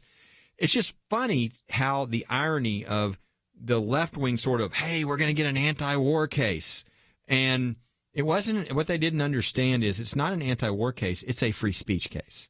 And so that free speech right that was formed by people that had somewhat of a very anti-war agenda ended up being the freedom that now every student in America in public schools has a right to share the gospel of Jesus Christ with their fellow students. That's the way the First Amendment works, and so that's sort of the supreme irony of the case. And it's a great story about freedom and how it ends up protecting everybody's right to express their opinion. And in this case, that means there's an opening for the gospel as well. Again, you go to firstliberty.org and then type in Supreme Liberty. You even have a picture there of Mary Beth Tinker, and you had a chance to meet some of the family because not only is this your very excellent material, it's 100 pages, by the way, so if you get the download, put some paper in the printer. It's going to take you a while. But number two, you presented that to the Supreme Court. Yeah, it was an honor. The Historical Society had a speech that year, and and I was introduced by Justice Alito, and it was completely full, the Supreme Court. And I didn't tell anybody that they were there, but both of the plaintiffs from that case back in the 1960s, when they were children, were now 60 years old and were sitting in the courtroom. And so at the end, I announced them, and they stood up, and it was a great night. It was really a lot of fun. Yeah, Supreme Irony. You can find it at firstliberty.org. We come back. We have Penna Dexter's commentary. We have some comments that Donald Trump has, and a lot more to cover right after this. Is religious freedom still a cornerstone of the republic, or has it effectively been crushed by the forces of tolerance? America needs Christians to be informed and as unified as possible, applying God's wisdom to civic life. Point of view can be a key part of a successful mission. I believe in America. I believe God wants His best for us. We can face whatever the world throws at us as long as we stand together. If you have not signed on, please do it now. Support Point of View Radio today at pointofview.net. Set up your monthly gift by clicking the Truth Team 360 picture and then carefully follow the directions. Pointofview.net. By phone, you can give at 1-800-347-5151. 800-347-5151. Or mail that first donation to Point of View, Box 30, Dallas, Texas 75221. Box 30, Dallas 75221. Or call us 800-347-5151. Point of View will continue after this.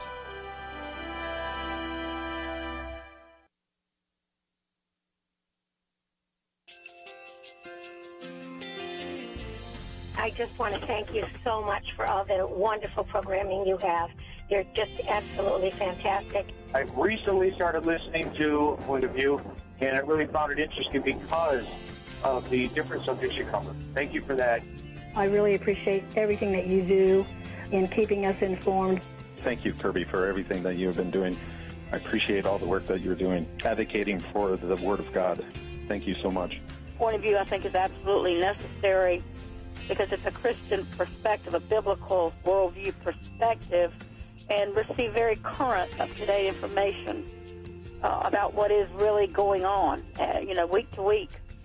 in our culture, which is changing so rapidly, and yet it's morally sliding backwards. Yeah, I'm just, first of all, I thank you guys. Y'all's program is wonderful, and enjoy it every day. I learn so much every time I listen to it. Point of View Radio Talk Show.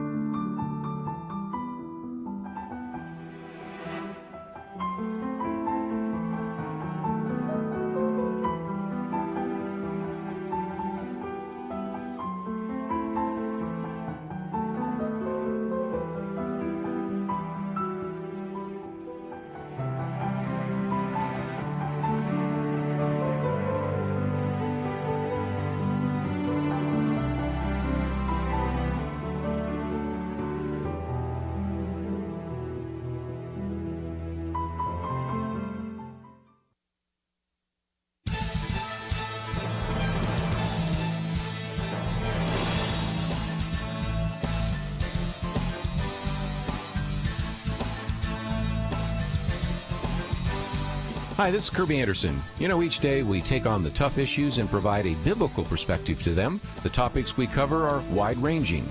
Apologetics, theology, prophecy, creation and evolution, intelligent design, marriage, family, child-rearing, the millennial generation, trends in society, politics, economics, business, religious liberty, the Constitution, public policy, foreign policy, military policy, tensions in the Middle East, abortion, homosexuality, pornography, sexual ethics, media, technology, history, and America's godly heritage. We talk about anything that affects your faith, your family, or your freedom. So don't go anywhere, because Point of View continues right now.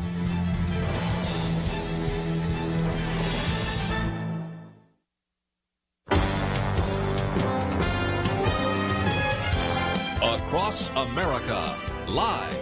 This is Point of View.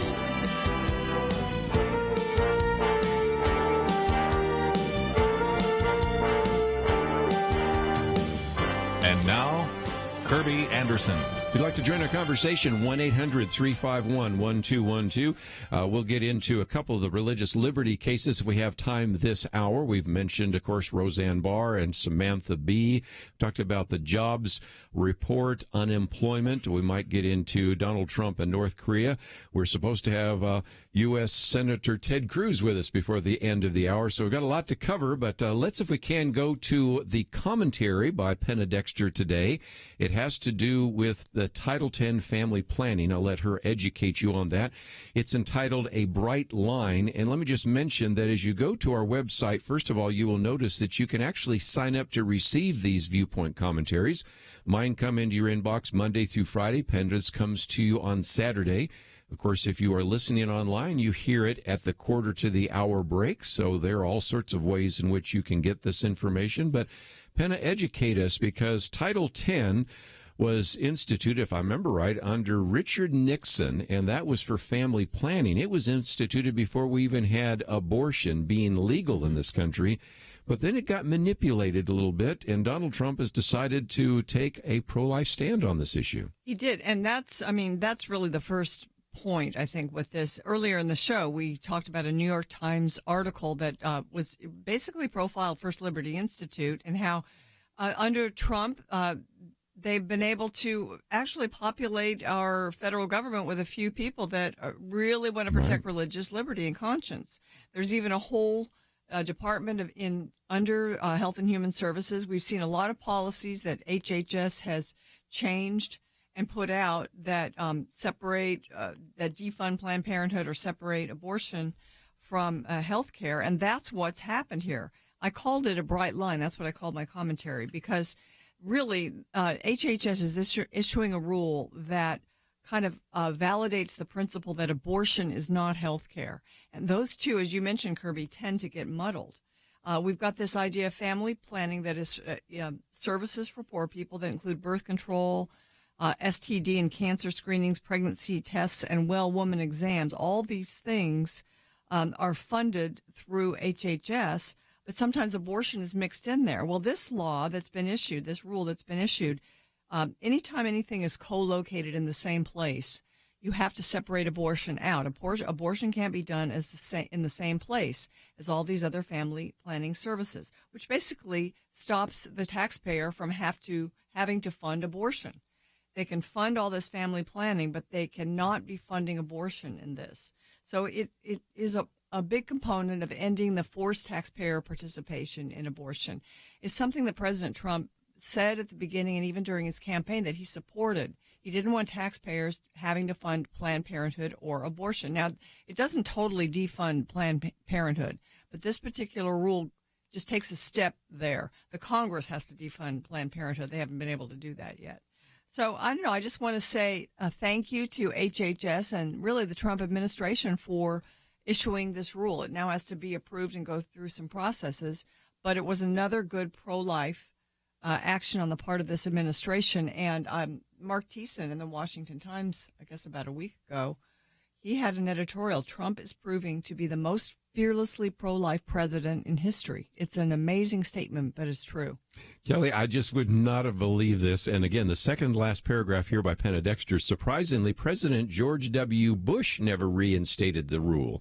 So a pro-life Republican president, George W. Bush, did not do what Donald Trump did. If you had told me that 2 years ago, I would not, first of all, not believe he was president, and second of all, would not believe that on some of these pro-life issues, he would be as strongly pro-life as he and his administration has become. No doubt. I know he was the first president, for instance, I think it was last week, to speak at a pro-life banquet. He spoke at the Susan B. Anthony list. Yes. And Marjorie, who was a friend of mine who heads that group. Marjorie Dana Felsler, she admitted there. She said, look, I didn't believe that he was necessarily going to be that great, but I've got to say it. He's been the best we've ever seen. So as far as what he's done on the life issue, this issue, Penna's talking about, isn't it like $50 million, somewhere around $50 million, I think it will be. So I think the idea that $500 million, $50 to $60 million. I think the idea that $500 million of taxpayer money are going to Planned Parenthood is ridiculous. Yes. That's one of those things that even if people, are opposite on the life issue, still, I think most people, the idea that you should force, other people to give their tax money to something that they consider abhorrent, the government should not be involved in this. But hey, 50 million is better than, it's not 500 million, but it's 50 million. So this is something he can do himself, doesn't have to go through Congress, and so you got to give him credit. He's doing what he can. It's really bringing back a Reagan era rule that was upheld in the Supreme Court. That's right. And the idea is, look, if you're Planned Parenthood and you want to do abortions and they're so important to you, then you have to do them in a separate facility at a separate place. You can't say send the money to this effort and we'll just divide it out. It's like, no, you get the abortion away. We don't want to be connected with that issue. We don't want the money going to that issue. And so you'll have to have that somewhere else if you're going to do that. And that's going to make them make decisions about what really they're going to do with those facilities that do have abortions and whether they really want funding. One of the other issues I thought I'd raise real quickly, I mentioned it just the other day because, as you well know, Starbucks actually closed down in the afternoon of May 29th, and that was because of the unconscious racial bias issue. But Alveda King, who's been on the program with us before and is the, if you will, niece of Martin Luther King Jr., and a number of other pro-life activists wrote an open letter to Starbucks saying, okay, we appreciate the stand that you're taking there, but why do you have a company that matches employees' donations to Planned Parenthood when the founder, Margaret Sanger, was an outspoken racist with genocidal intentions? She was active with the Ku Klux Klan. And if you don't think so, just watch the movie that Dinesh D'Souza did, where he has a picture, it's a reenactment, though, of Margaret Sanger speaking, and as you pull back, you see she's speaking to the Ku Klux Klan. And that's, I think, a relatively important question as well. Not only should my tax dollars not go to a group like Planned Parenthood, but people might want to say, Starbucks, why do you actually match donations to Planned Parenthood? I thought it was a great point and a good sort of a mind-clarifying principle to say that, listen, black babies are aborted at just tremendous rates. And, abortion clinics, Planned Parenthoods are placed in those neighborhoods where you find minorities. And so, do you really want to see that? Do you want to see a black genocide? Because that's what it is. Again, abortion has reduced the black population by more than 25%, according to this particular piece by Alveda King. And she actually says more African Americans have died from abortion than from AIDS, accidents, violent crimes, cancer, and heart disease combined.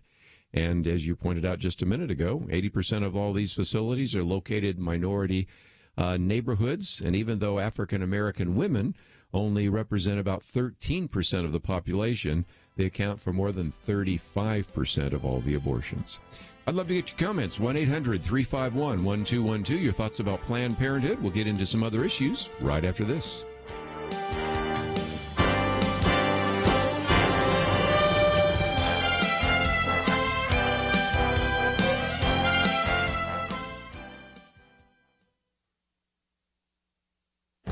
This is Viewpoints with Kerby Anderson. A recent vote in the state of Connecticut brought the country one step closer to the dismantling of the Electoral College. 10 years ago, I first wrote about states that passed the National Popular Vote Compact. Back then, there were 2 states that passed it. Now there are 11 states and the District of Columbia. These states have entered into a compact in which they agree to allocate their electors to the winner of the National Popular Vote, regardless of how their citizens voted. The compact goes into effect when states holding 270 electoral votes have agreed to the plan. So far, states with a total of 172 electors have approved the plan. Tara Ross, in a recent article, reminds us that the vote in Connecticut against the Electoral College is so ironic. One of the major founders of this country is Roger Sherman. That Connecticut statesman was an influential delegate to the Constitutional Convention and responsible for what has been called the Great Compromise that gave Congress a bicameral structure. He didn't want the large states to always dominate small states like Connecticut and Rhode Island. That is also the reason he opposed the direct popular vote for the presidency. He knew that his state and other small states would also be outvoted. He feared that the people would generally vote for some man in their own state, and the largest state would have the best chance for the appointment. We can see this in the last election. Hillary Clinton received more than 65 million votes from just 2 states, California and New York. If we had a direct popular vote, she might have focused merely all of her attention on places like New York, Los Angeles, and Chicago. Roger Sherman understood what could happen without the Electoral College. Unfortunately, the legislators in Connecticut today don't understand this. I'm Kerby Anderson, and that's my point of view. Take Kerby and the Point of View team with you on the go with the Point of View app. Search for Point of View Radio at the Apple or Google Play stores.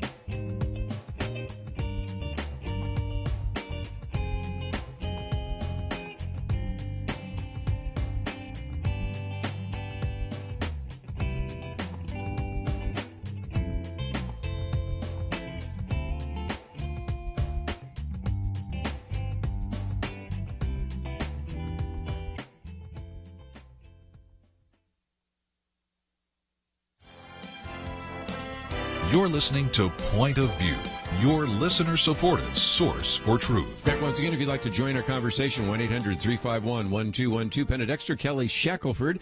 And I just might mention before the hour is up, we will have Senator Ted Cruz with us, and we'll be talking about a number of issues. Let me just see if we can run through a couple, though, that I think are important. One has to do with Google. If you are receiving some of the things that we produce from Point of View, the Outlook magazine, I'll hold this up for those of you watching online, big technology, little accountability. Big tech companies like Google may portray themselves as a neutral public forum, but evidence suggests they are using liberal and progressive standards to stifle certain viewpoints. Well, there's all sorts of great illustrations in this issue, various articles, one by Jay Richards, one by myself, and a variety of others.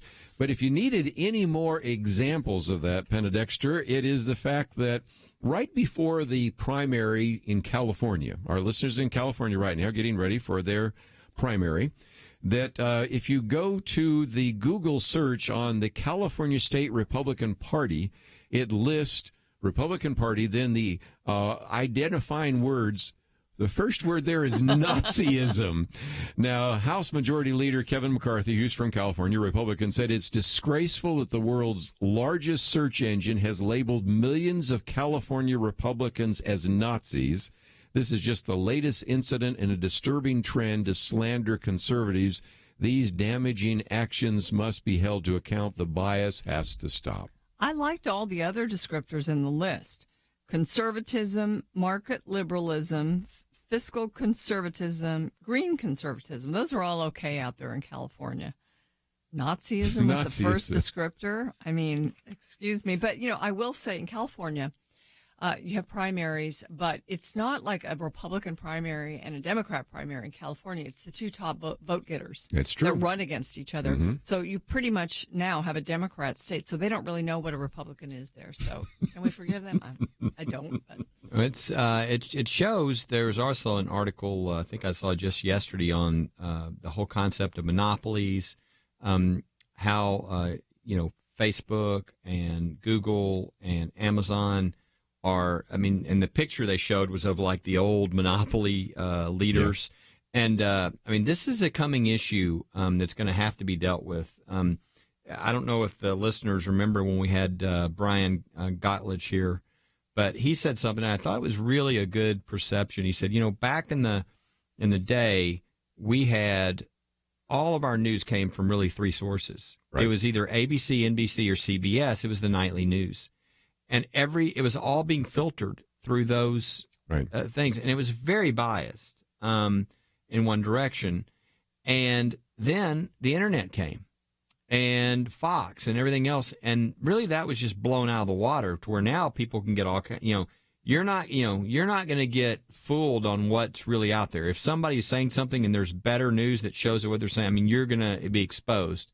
And so I think most people realize that now they're arguing what's fake news and what's not, but at least it's not coming through two sources in some back room in New York, right?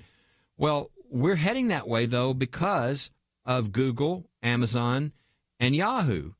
All of our news, 70 or 77% of all digital advertising is through, those what groups. I call the Tech Four, the big Tech Four. Yeah. And so you essentially were going back to that time where the network news was controlling all of our information. Now it's Google and it's Yahoo. And, if we can't allow that, they're going to either have to voluntarily sort of allow for transparency and openness, or I think they're going to end up being regulated by the government to really break up them into pieces so that you don't have a monopoly on something as important as all of our information that we're getting and all of our news. But it really is interesting how we've gone from what we used to be with those three stations to now coming back to maybe three power sources controlling all of our information. Again, the argument is that maybe that Nazism thing was a vandalism, and so it's like, dog ate my homework, let's move on. And maybe it is the case, but we've seen enough to just say this is more than just one type error. Remember James Damore, who was questioning some of the things there at Google, and what happened to him? You're out, and more of that is the case. And it's back to Kelly's point that we always, those of us oldest around the table, remember the time when if Walter Cronkite said it, that was true. That's the news as it is. And there wasn't anything to interrupt sort of this humanistic filibuster taking place. Now it's sort of happening again. And when all these organizations are out of Silicon Valley and all of them have a kind of common ideology, and where they've illustrated that this echo chamber doesn't allow a whole lot of dissent, it is kind of interesting how it's sort of boomerang back again, isn't it? Yeah, when we talk about self-policing, I agree. It needs to be self-policed, but it's kind of scary sometimes when executives of these companies will come up with their ideas for self-policing and who's going to do it, because, it's really not going to solve the problem. You're going to need to have all kinds of political perspectives there to make sure that it's open and that it's free, because their idea of free is not our idea of free. Yeah, the one thing I regret is that we're going to have Ted Cruz here at the end of the hour, but we're not going to have enough time because this is an issue that he was hot and heavy on. I know he was, and he asked some very good questions. He did, yes, and didn't get very good answers, by the way. No, and now I bet we've got a more interested Kevin McCarthy than we used to have, since he found out that his party in California is Nazism. So this is just going to increase. And anyway, I wish we would have more time, but we'll get everything in with Senator Cruz than we can. I came across this piece out of the New York Times. Facebook and Twitter plan new ways to regulate political ads. And they have announced this week they're going to they have plans to increase the transparency of political ads. And part of it is because of the criticism of foreign influence on our politics and foreign money coming into our political system. But Twitter said it planned to restrict who could run political ads on its service, requiring those running these ads for federal elections to identify themselves and certify they are in the United States. So that was one. I mean, I guess that's one attempt at self-policing. Mm-hmm. So, I know that they're thinking and they're trying to come up with things, but I think we have to be very aware of what they come up with. Well, again, we'll come back and maybe get into a couple of other issues. But just before we do, let me just give you a preview of what I think we'll cover after the break. And one of those is we've posted some information just about this summit. And I'd like to get a roundtable discussion there about I love this piece here by Claudia Rosette. Only freedom can disarm Kim. And I just, again, we've heard from the president saying maybe the summit is back on again. So maybe it is, but that's one of those issues that we can certainly talk about.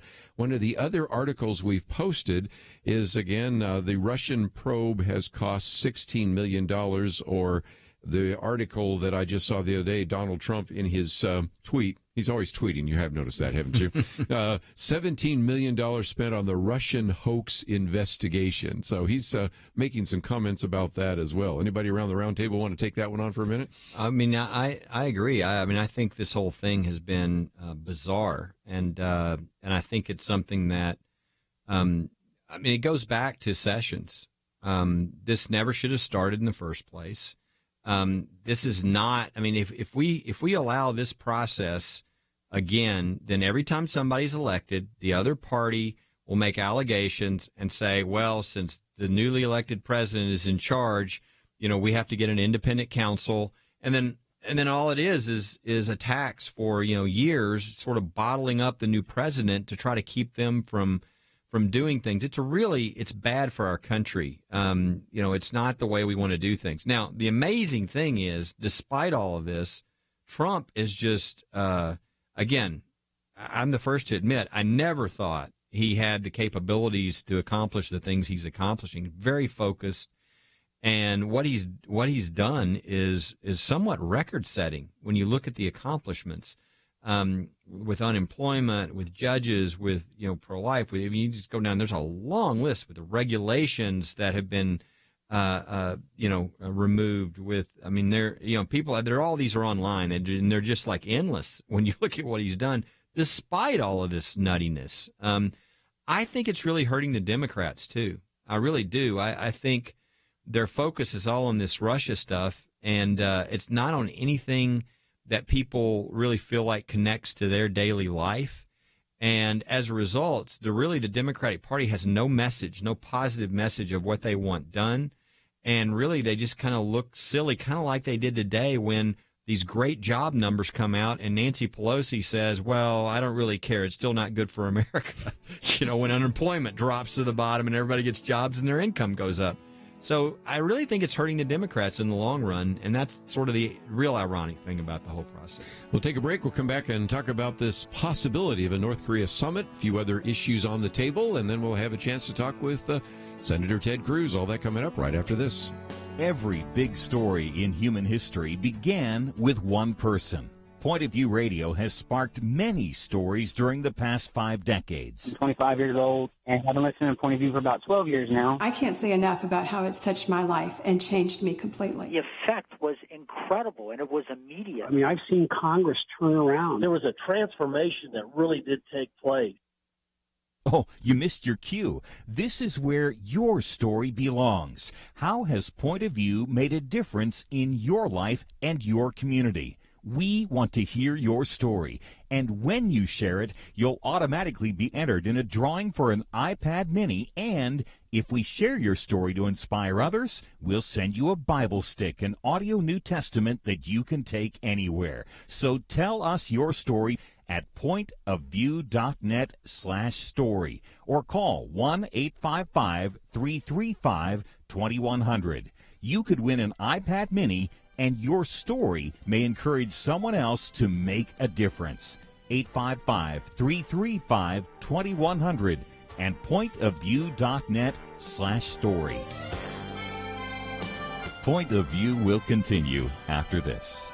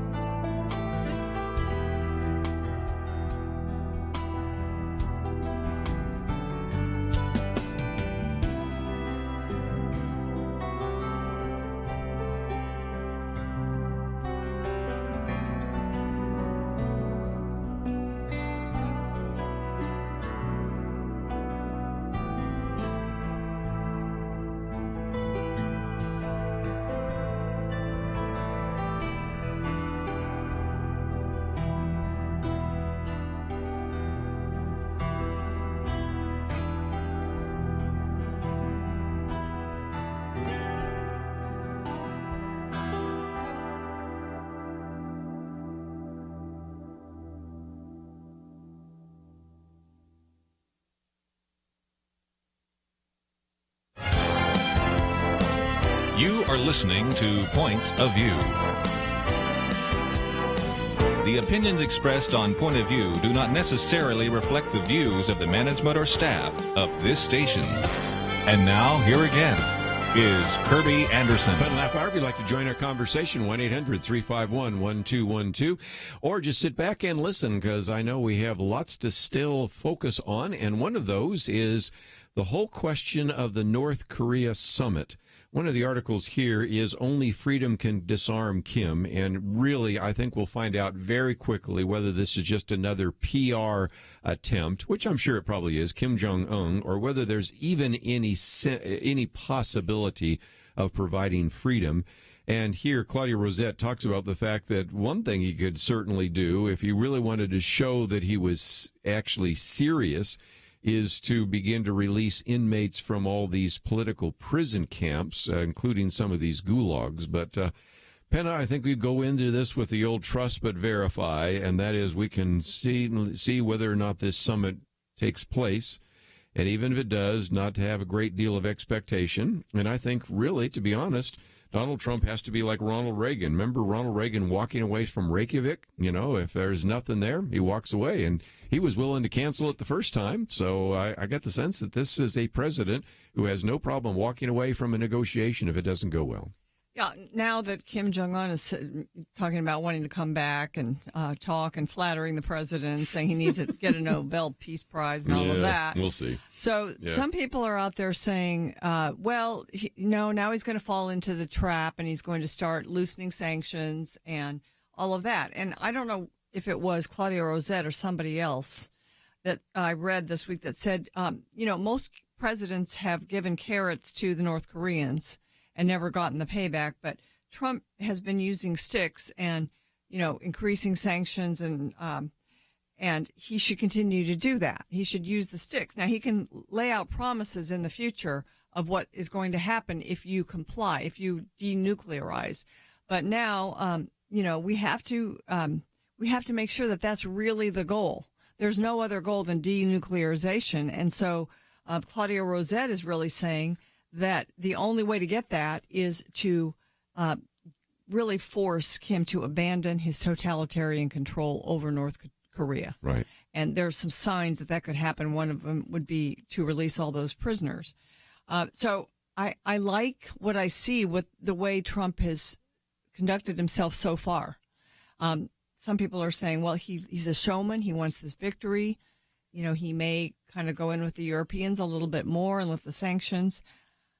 I don't know. If we look at all the other things he's done on all other policies, I'm putting my money on him being very tough and walking away if necessary.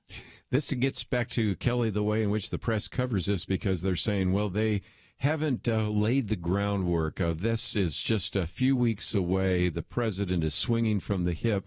And I'm going, did you miss the part where, first of all, the CIA director, now the Secretary of State, was over there months ago? I mean, this is, again, why you just have to read widely, because if you just saw that story, you'd think, well, this is some old cowboy, some neophyte that doesn't understand anything about negotiations, about ready to be snookered in a deal. And I don't think that's going to necessarily take place. Yeah, I mean, you want to compare credibility between Trump and the deals and the things he's been doing, even the relationship with North Korea, to some reporter.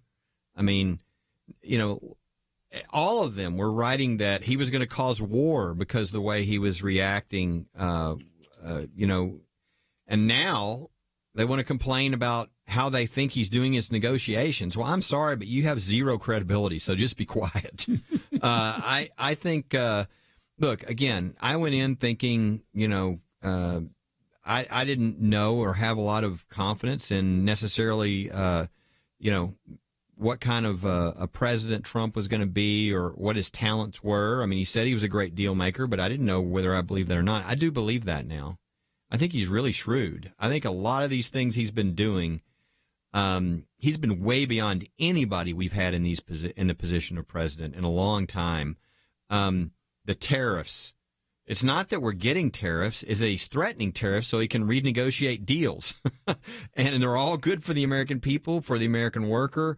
I mean, he's very shrewd. So I don't know what's going to come, and he doesn't either. He doesn't know what's going to come out of this meeting, but I do have confidence that he's going to get whatever he can get.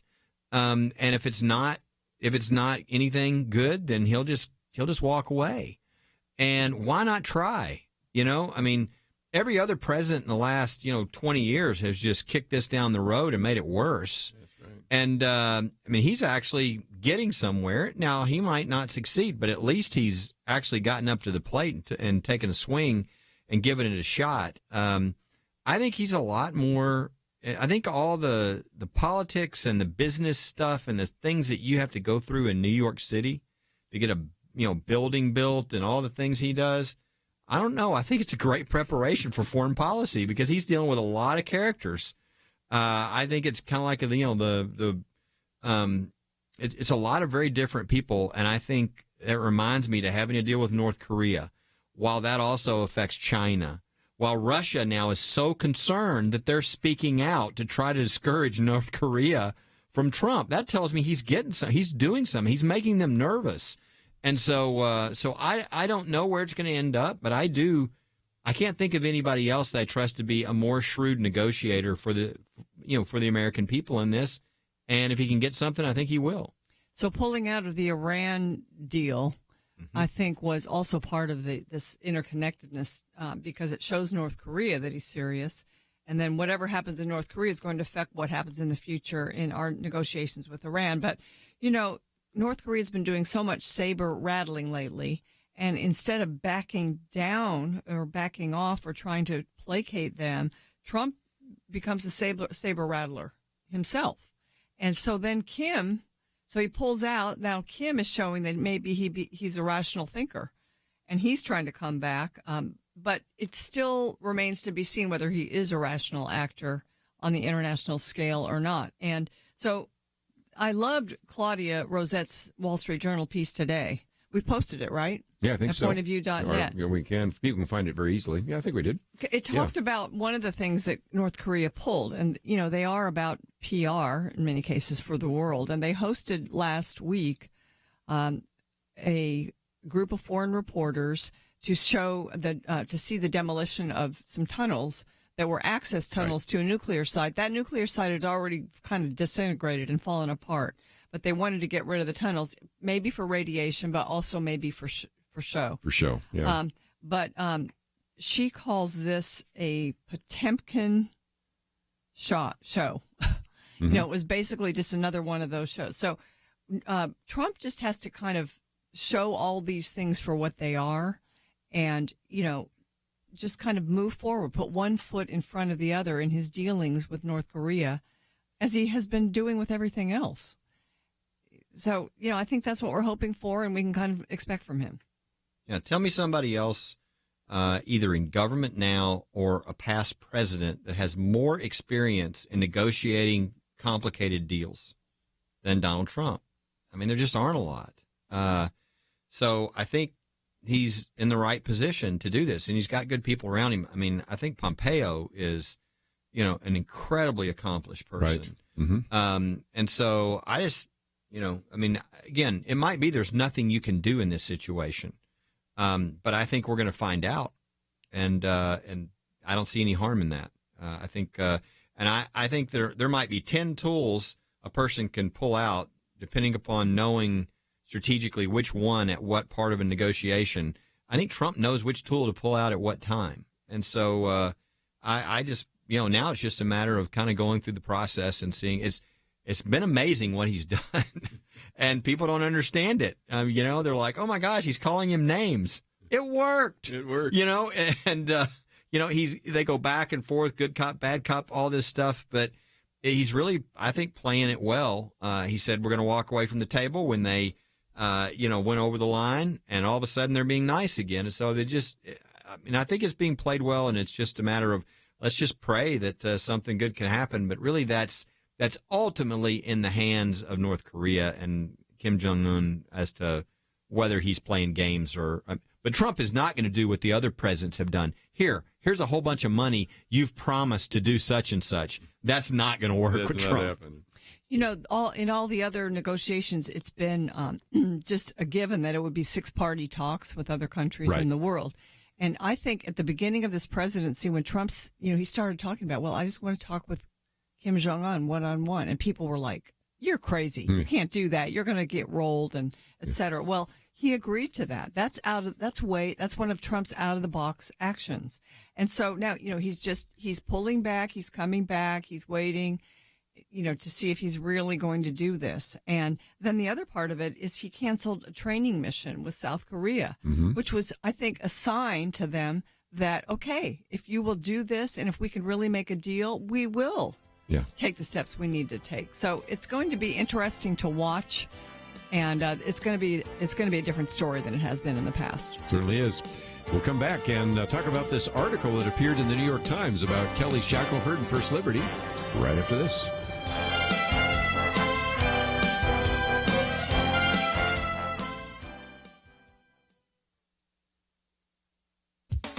The U.S. Department of Health and Human Services is issuing a rule that lines up with the principle that abortion is not health care. The Trump HHS is updating a rule to bring the Title X Family Planning Grant Program back in line with what existed under the Ronald Reagan administration. President Reagan's Protect Life rule prevented family planning clinics receiving this grant money from being located at the same facility as abortion providers. The proposed rule requires Title X grant recipients to draw a bright line, ensuring strict separation, both physical and financial, between family planning programs and abortion. Family planning services include birth control, STD and certain cancer screenings, pregnancy tests, and well woman exams. The administration is not trying to reduce the dollars spent in this program, about $50 to $60 million per year, but Planned Parenthood will have to choose: either drop abortion from any locality where family planning services are provided, or do without this federal money. The proposal doesn't totally defund Planned Parenthood, which received over $1.5 billion in taxpayer dollars over the past 3 years. That's still up to Congress, but this is an important component of ending taxpayers' forced partnership with the abortion industry. Reagan-era regulations that accomplished this were upheld by the U.S. Supreme Court in the 1991 case Rust v. Sullivan. The Clinton administration issued regulations removing this wall of separation. Surprisingly, President George W. Bush never reinstated the rule. President Obama made it worse by prohibiting states from defunding or deprioritizing abortion with their Title X money. 6 in 10 Americans oppose taxpayer funding of abortion. And women get the best care at non-abortion health centers. Currently, Planned Parenthood uses Title X family planning funds to do the exam or pregnancy test at its clinic and just refers a woman for an on-site abortion. It's good this administration is reinstating the rule that ensures taxpayers do not pay for this. For Point of View, I'm Penna Dexter.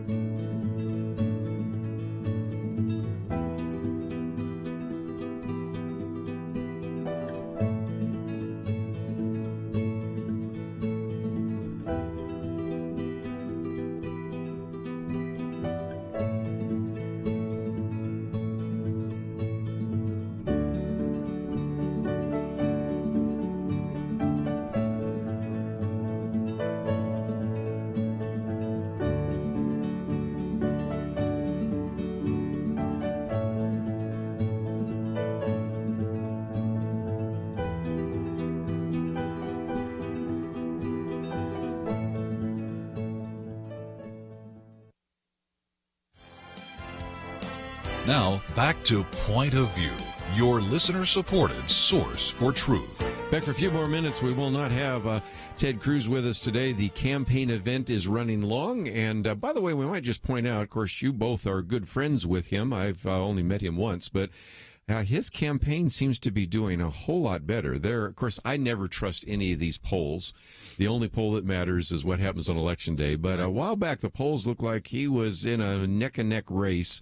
The other day, I saw a poll that had him up by, 11 points or something like that? What do you found, Kelly? Yeah, I mean, Texas is interesting because, people would normally assume that the Republicans are going to win. The guy who's his opponent in this case has raised a lot of money a tremendous amount of money. And so that's what people are questioning. And then one of the polls came out and said he was just up by, Ted Cruz was up by 3%. And there's been a number of them saying single digits. And obviously, if Texas ever kind of flipped, that would be significant for the whole country, because it would be very difficult, I think, for Republicans to win any national election, presidency, et cetera, if they lost Texas. Just the number of electoral votes is just way too large. So this is something that people are watching. And Ted Cruz, I'm sure, running in Texas is like everybody assumes he's going to win because he's a Republican. And I think part of what he's been trying to do is convince people that I'm not going to win if, I don't get resources and votes, because if people assume it, and it's like and a number of these polls have showed it to be single digits. Obviously, in that kind of a situation, you can lose.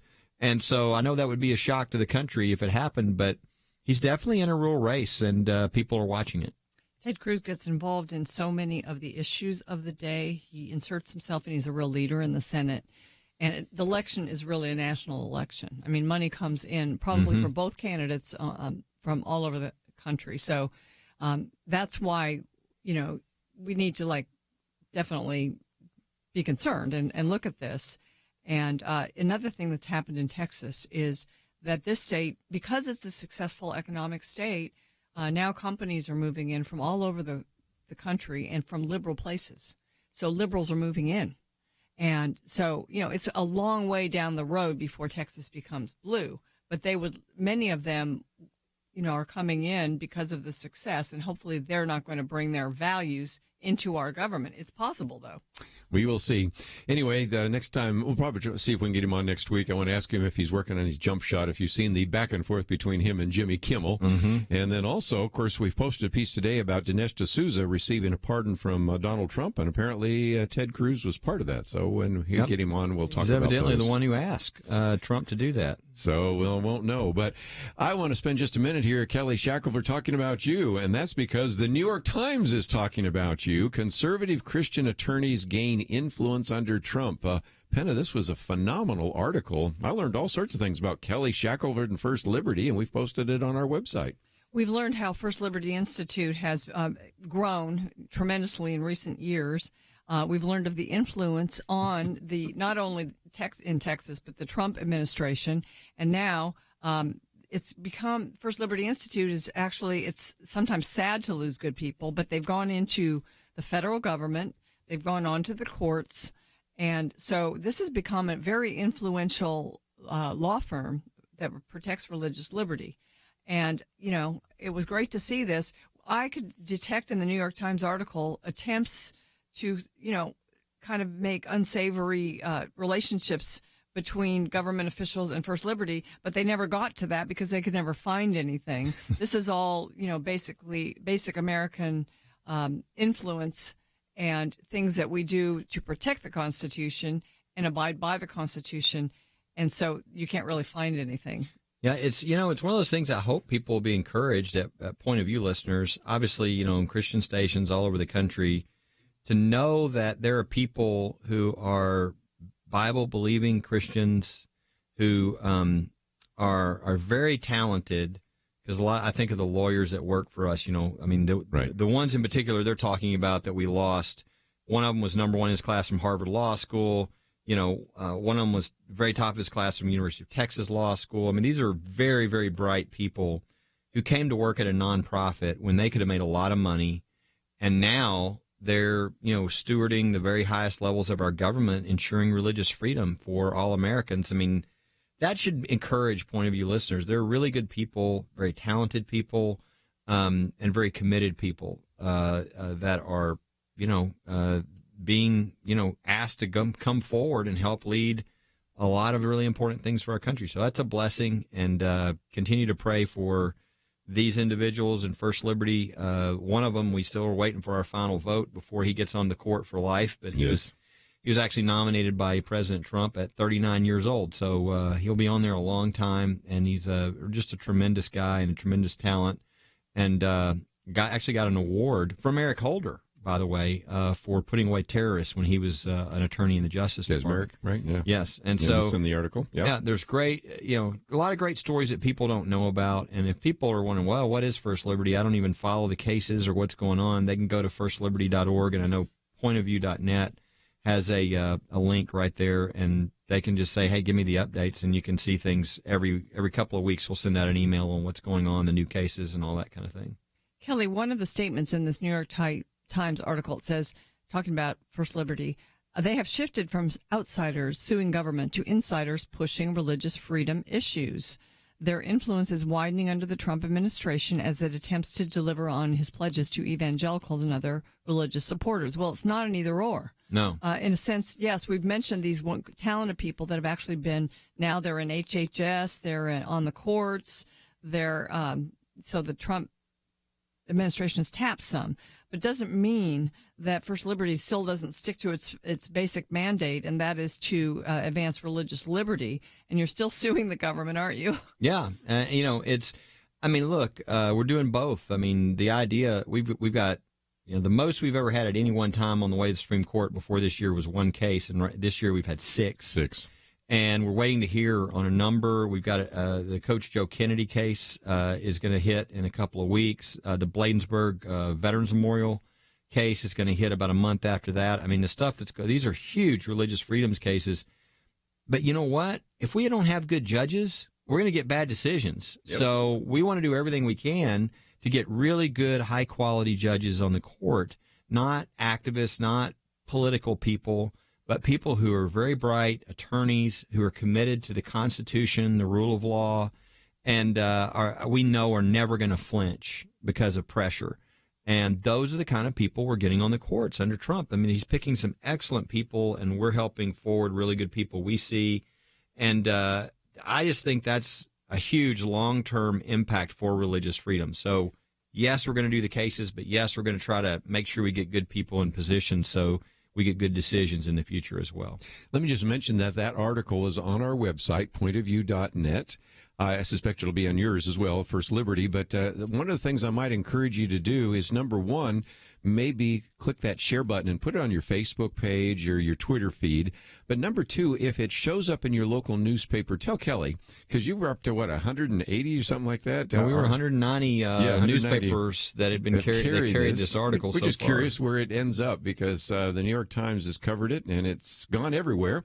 And I might just mention, it doesn't just talk about First Liberty. It also talks about Alliance Defending Freedom and a couple of the other groups as well. So you can find out a little bit more. But if you've always said, I wonder what these people do, they're on the show, but I've never really had a chance to read an in-depth story. This one goes on for 4 pages. And I'll give credit to whoever Paul Weber is. He dug pretty deep in there and got some Freedom of Information Acts and everything, and got some information about you. So I thought it was a really good piece, and it was great to talk about it today here on Point of View. Well, happy to do it. And if people need help, if they have valedictorian problems or they just want religious freedom, then go to firstliberty.org, and we're happy to help them. Next week, we have Greg Laurie in studio. We'll probably have Ted Cruz sometime by phone, and hope you have a great weekend. Want to thank Andrew and Steve. See you back here on Monday right here on Point of View. Is religious freedom still a cornerstone of the Republic, or has it effectively been crushed by the forces of tolerance? America needs Christians to be informed and as unified as possible, applying God's wisdom to civic life. Point of View can be a key part of a successful mission. I believe in America. I believe God wants His best for us. We can face whatever the world throws at us as long as we stand together. If you have not signed on, please do it now. Support Point of View Radio today at pointofview.net. Set up your monthly gift by clicking the Truth Team 360 picture and then carefully follow the directions. Pointofview.net. By phone, you can give at 1-800-347-5151. 800-347-5151. Or mail that first donation to Point of View, Box 30, Dallas, Texas 75221. Box 30, Dallas 75221. Or call us 800-347-5151. Point of View is produced by Point of View Ministries.